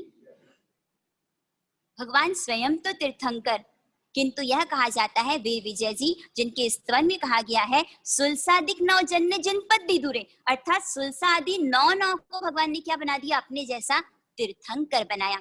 वे परमात्मा जब उन्होंने जाना कि मेरा मोक्ष समय नजदीक है, तो उस समय क्या किया, किसको दूर भेज दिया, अरे जल्दी से मेरी बेटी को बुला ले, अब ज्यादा समय नहीं है, बाई ननद सबको बुला लिया जाता है अंत समय में। उस समय भगवान ने क्या किया, गौतम स्वामी को प्रतिबोध देने के लिए देव शर्मा ब्राह्मण के पास भेजा।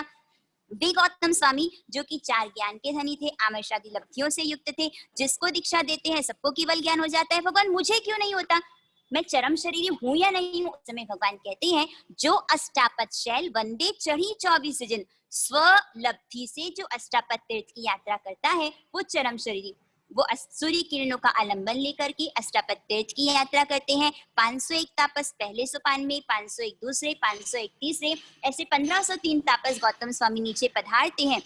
आवाज के लिए बोलना।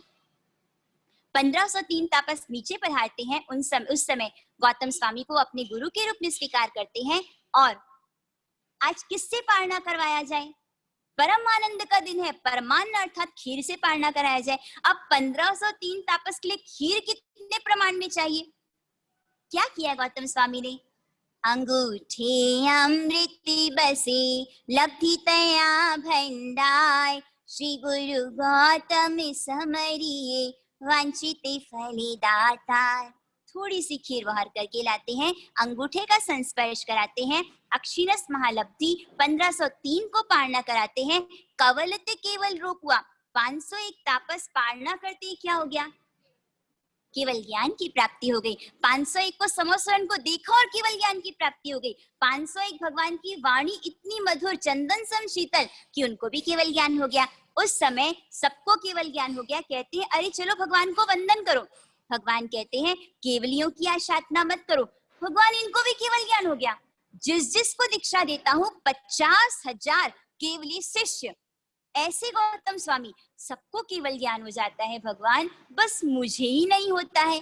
भगवान ने क्या कहा, मेरे प्रति जो तेरा मोह है, तेरी भक्ति है, उसको तू छोड़ दे, क्या हो जाएगा तुझे। नहीं चाहिए भगवान मुझे ऐसा केवल ज्ञान, मुझे तो आपकी भक्ति चाहिए। मुक्ति थी अधिक तुझ भक्ति मुझ मन वशी, जेहसु सबल प्रतिबंध लाखो, लोह पाषाण चमक पाषाण जिम लोह ने खींचे, मुक्ति ने सहज तुझ भक्ति रागो। जब भगवान जिनको जो मोक्ष प्रधार जाते हैं, देवताओं के माध्यम से उनको जानकारी होती है, उस समय उनको बहुत दुख होता है, पीड़ा हो, उस समय उनके मन के भाव को अव्यक्त किया गया है। भगवान अंत समय सबको निकट बुलाया जाता है, आपने मुझे दूर भेज दिया, हे भगवान आपने लोक व्यवहार का पालन नहीं किया, क्या मैं आपका पल्ला पकड़ लेता, क्या आपका मोक्ष सकरा हो जाता यदि मुझे साथ लेकर चले जाते। और सुबह सुबह हम जब गौतम स्वामी के निर्वाण का लड्डू चढ़ाते हैं, अरे मैं भी कैसा रागी, भगवान तो वीतराग हैं, उनको किसी से राग नहीं था। 36,000 प्रश्न किए, जिसको कि भगवती सूत्र में संग्रहित किया गया है। ऐसे गौतम स्वामी अब वो भी केवल ज्ञान को प्राप्त करते हैं जब उनका सूक्ष्म बहुत एक महीन राग की झिल्ली वो भी टूट जाती है, उस समय यहाँ पर गौतम स्वामी को केवल ज्ञान की प्राप्ति होती है। कि भगवान केवल सभी संग में हर्ष व्याप्त हो जाता है। जिस दिन भगवान को मोक्ष प्राप्त होता है उस समय फिर रत्नों के दीपक प्रगटाए जाते हैं, तब से दीपावली का पर्व मनाया गया। दूज के दिन बहन सुदर्शना ने नंदीवर्धन राजा का शोक दूर किया, तब से भाई दूज की प्रवृत्ति संसार में है। जिस रात्रि में भगवान महावीर का निर्वाण हुआ, उस रात्रि में दीपक का अभाव जानकर राजाओं ने आलों में रत्न रखकर द्रव्य प्रकाश किया। 30वां दुष्ट भस्म ग्रह। इंद्र कहता है भगवान सिर्फ 2 घड़ी अपनी आयुष्य बढ़ा लीजिए, जब तक वो दुष्ट भस्म ग्रह रहेगा साधु साध्वियों का सम्मान नहीं होगा, और आपका तेजोबल ऐसा है कि वो भस्म ग्रह का प्रभाव समाप्त हो जाएगा। हम चाहें तो अपनी आयुष्य को बढ़ा सकते हैं क्या? नहीं बढ़ा सकते, न बढ़ा सकते हैं न घटा सकते हैं। जिसकी मृत्यु लिखी थी कोरोना से होनी है उनकी ही मृत्यु होगी, जिसकी लिखी है कि एक्सीडेंटल डेथ होनी है उनकी ही मृत्यु होगी। सबकी आयु निश्चित है, नियत है। भगवान कहते हैं कि आज तक ऐसा नहीं हुआ, तीर्थंकर भी अपनी आयुष्य को बढ़ा नहीं सकते। यहाँ पर भगवान जिस रात्रि में भगवान अपनी आयुष्य बढ़ा नहीं सकते, घटा नहीं सकते, वो भस्म ग्रह जो कि 2000 वर्ष पूर्ण हुए, आज साधु साध्वियों को भरपूर सम्मान दिया जाता है। ये श्री संघ की बलिहारी है। जिस रात्रि में भगवान का निर्वाण हुआ उस रात्रि में कुंथु जीवों की राशि उत्पन्न हुई जो उड़ नहीं सकती थी, इतने सूक्ष्म थे कि नजर नहीं आते थे। ऐसा देख करके कितने साधु साध्वियों ने आहार पानी का त्याग कर दिया, अर्थात इसके पश्चात संयम जीवन कठिन हो जाएगा। भगवान का विशाल परिवार कहा जाता है, 14,000 साधु, 36,000 साध्वियां, 1,59,000 श्रावक, ऐसा विशाल परिवार प्रभु परमात्मा का। 72 वर्ष की भगवान की आयु। मध्य पावपुरी नगरी में हस्तिपाल राजा की राजसभा में 24 छठ के तप के साथ स्वाति नक्षत्र के साथ चंद्रयोग प्राप्त होने में प्रातः काल में 2 घड़ी रात्रि शेष रहने पर पद्मासन में विराजे हुए पुण्य फल विपाक के 55 अध्ययन, पाप फल विपाक की 55 अध्ययन और उत्तराध्ययन सूत्र के 36 अध्ययन, प्रधान नामक अध्ययन में मरुदेवी माता का अधिकार फरमाते हुए श्री भगवान महावीर स्वामी मोक्ष पधारे। बोलिए भगवान महावीर। भगवान के मोक्ष पधारने के पश्चात 900 वर्ष 80 वर्ष बीत जाने पर 12 काली के समय सिद्धांत विच्छेद हो जाएंगे। ऐसा सोच करके वल्लभीपुरी में सभी साधुओं को इकट्ठा कर देवर्धि गणेश समाज ने सारे सिद्धांत ताड़पत्रों पर लिखा है। स्कंदिलाचार्य ने भी सिद्धांत पुस्तिका कराए जो कि वल्लभी वासना और मथुरी वासना के नाम से जानी जाती है। यहाँ पर 5वीं वासना संपूर्ण होती है और 6ठी वासना सिर्फ 2 दिन समय चाहिए। पार्श्वनाथ भगवान का जीवन चरित्र और 10-15 मिनट में हम श्रवण करेंगे।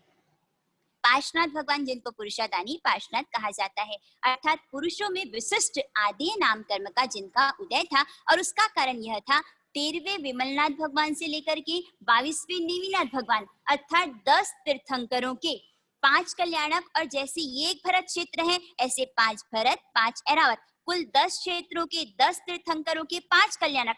10 into 10 into 5 is equal to 500। 500 कल्याणकों की उजमना पार्श्वनाथ भगवान जब देवलोक में थे वहां से सबके कल्याणक मनाने जाते थे। उत्कृष्ट परमात्मा भक्ति से यहाँ पर उन्होंने उत्कृष्ट आदि नाम कर्म का उपार्जन किया, जिसके कारण पुरुषादानी पार्श्वनाथ भगवान 108 नामों से जाने जाते हैं। 108 तीर्थ जगह जगह पार्श्वनाथ भगवान के देवी देवता शासन देवता आदि आज भी विद्यमान है जो भगवान की भक्ति में संलग्न है। पार्श्वनाथ प्रभु परमात्मा विशाखा नक्षत्र में 5 कल्याणिक हुए। भगवान को पुरुषादानी कहा जाता है।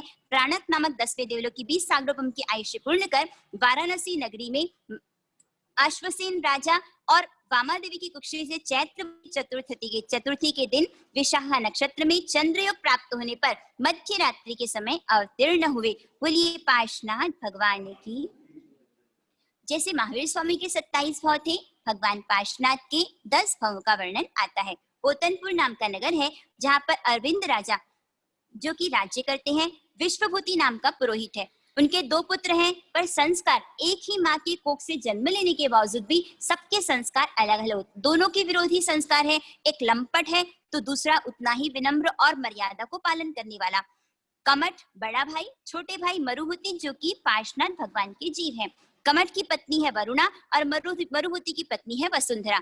योग ऐसा बनता है कि कमठ जिसने अपनी भाई की पत्नी को देखा विकारी बन जाता है, दोनों के संबंध जुड़ जाते हैं। उस समय जब कमठ की पत्नी ने जाना अपने पति से निवेदन करती है, आप ऐसा न करें, अनुचित कार्य न करें, भाइयों के बीच में प्रीति का विनाश हो जाएगा। किंतु कामात् तुराणम न भयम न लज्जा, जिसको जब बेहोशी छा जाती है वह नहीं समझ पाता कि उचित क्या है और अनुचित क्या है। उस समय जब वह मरुहुति से निवेदन करती है, मरुहुति ने फिर भी विश्वास नहीं किया। आंखों से देखूंगा तब मानूंगा। चले जाते हैं, लौट करके आते हैं भिक्षु के वेश में। कमठ के घर में जब देखा जाना कि सत्य है तो राजा को जाकर के निवेदन करते हैं। राजा ने चोर के सदृश उनको निकलवा दिया गया, विडंबना की गई और फिर मरुहुति को पुरोहित के पद पर स्थापित किया गया। दुखी होकर के तापसी दीक्षा को अंगीकार करते हैं। विचरण करते करते पुनः वही आसपास आते हैं और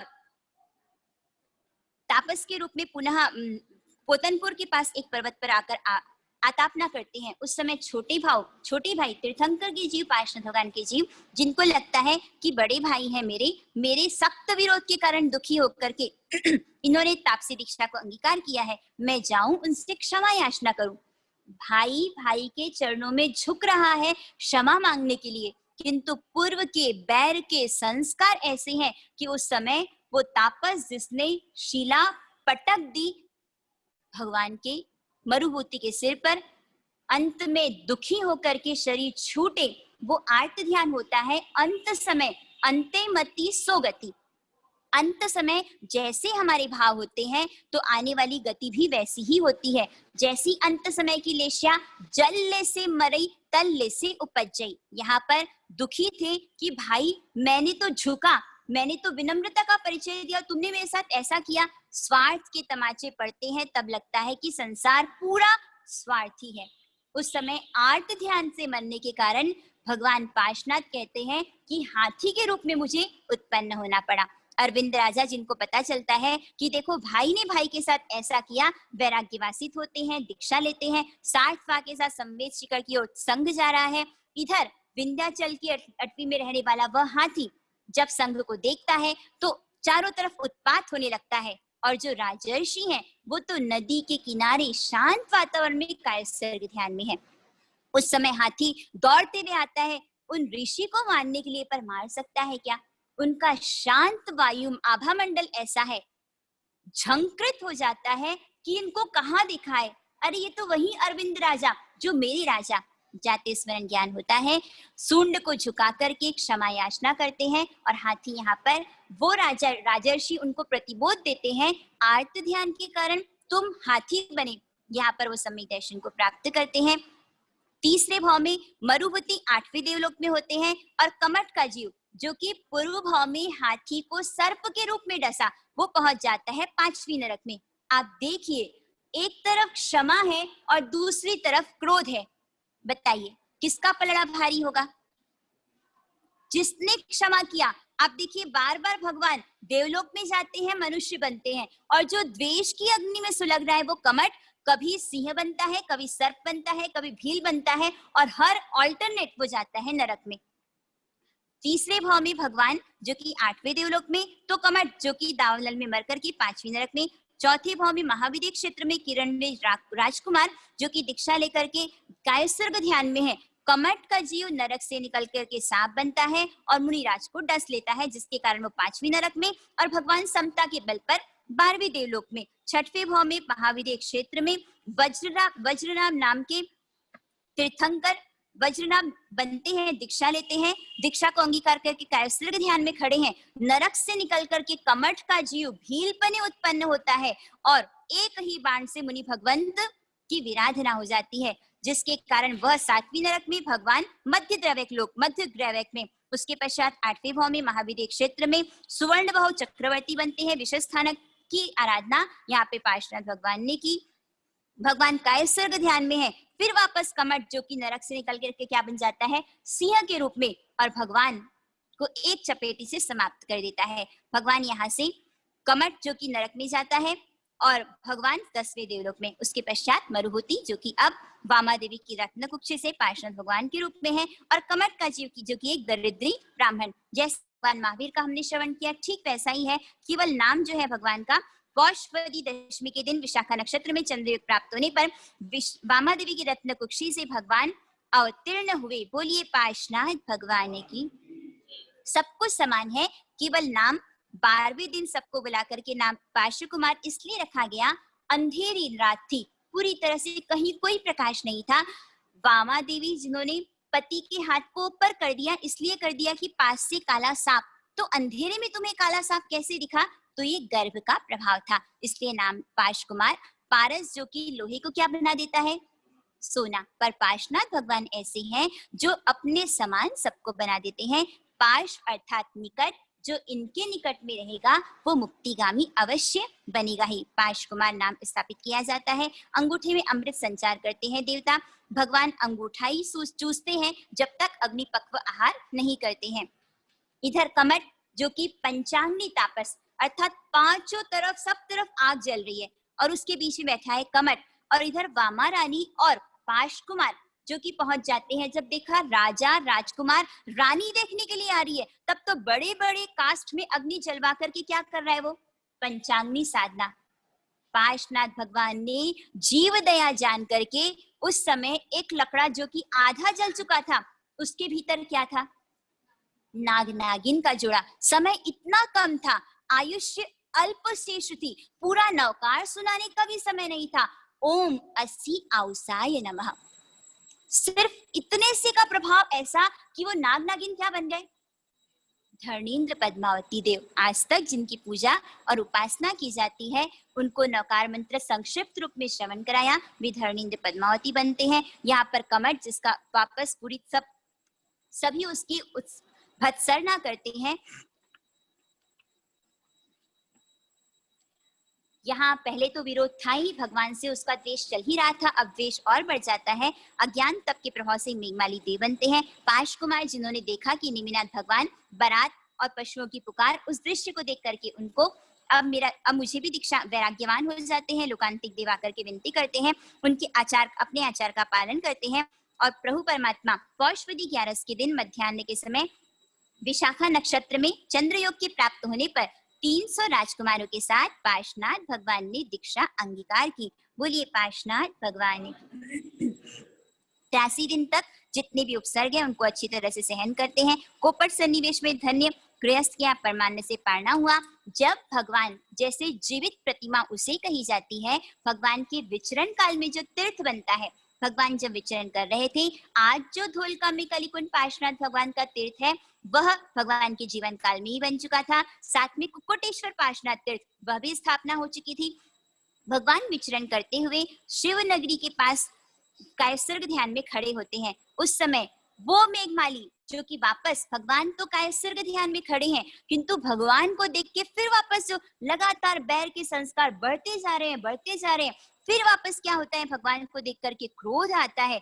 भगवान के लिए अनेक उपसर्ग उसने किए, बैताल का रूप बना करके अट्टहास्य से डराने लगा, सिंह का रूप धारण करके भयभीत करने लगा, नाग और बिच्छुओं के रूप में उसने भगवान को डसा, कितना कुछ किया, भगवान शुद्ध नहीं हुए। तो फिर ऐसी स्थिति में मेघमाली ने अमावस्या की काली श्याम काली रात के समान मेघघटा का विकुर्वण किया, सारा आकाश ढक गया, कल्पांत काल जैसी घनघोर वर्षा करने लगा, ब्रह्मांड को फोड़ देने जैसा मेघ गरजारव करने लगा, बिजली के चमकारे जो कि कलेजे को कंपा दे ऐसी चमकने लगी, इतना मूसलाधार पानी कि भगवान की कमर तक, भगवान के कंधे तक और भगवान के कंठ तक आ गया। अब यदि कान तक आए तो क्या होगा, पानी शरीर में चला जाएगा। उस समय धर्मेंद्र पद्मावती का आसन कंपायमान होता है, आते हैं धर्मेंद्र, उनको परमात्मा को कहाँ विराजमान करते हैं, सहस्त्र फणा पार्श्वनाथ, सहस्त्र फणा 1000 फण बना करके भगवान को अपने कंधे पर विराजमान करते हैं। पद्मा देवी, पद्मावती, जया, वैरोट्य आदि नृत्य करती हैं। 3 दिन हो गया पर बारिश नहीं रुक रही है, इसका मतलब यह स्वाभाविक वर्षा नहीं है, किसी देव का उत्पात है।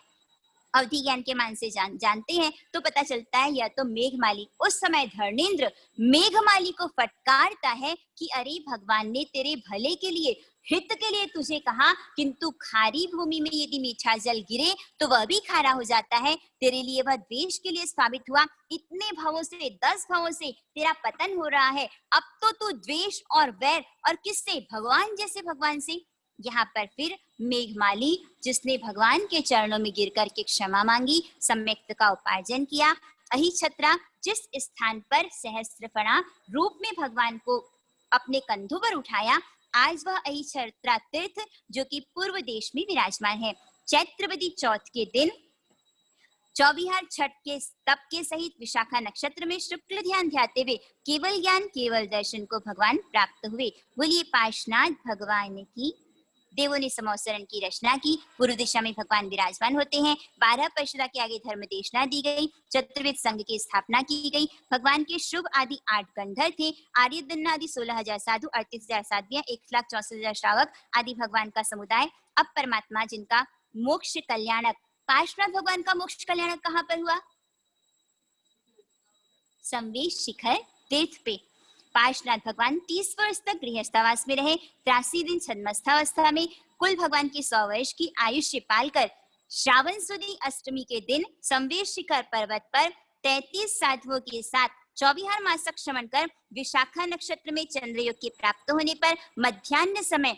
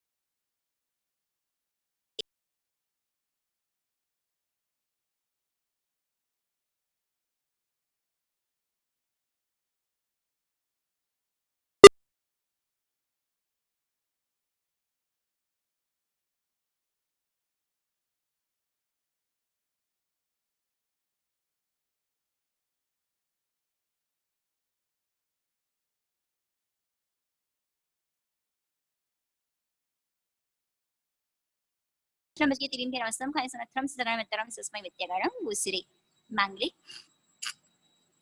चत्तारि मंगलमारि हंता मंगलम सिद्धा मंगलम साहु मंगलम केवली पन्नत धम्म मंगलम चत्तारि लघुत्तमारि हंता लघुत्तमा सिद्धा लघुत्तमा साहु लघुत्तमा केवली पन्नत धम्म लघुत्तमा चत्तारि शरणं पवजामि यरिहन्ते शरणं पवजामि सिद्धे शरणं पवजामि साहु शरणं पवजामि केवली पन्नतम धम्मं शरणं पवजामि मंगलम भगवान वीरो मंगलम गौतम प्रभु मंगलम सूर्यभद्राद्या जैन धर्मोस्तु मंगलम सर्वारुष्टप्रणाशाय सर्वारिष्टार्थदायिने सर्वलब्धि निधानाय श्री गौतम स्वामी ने नमः।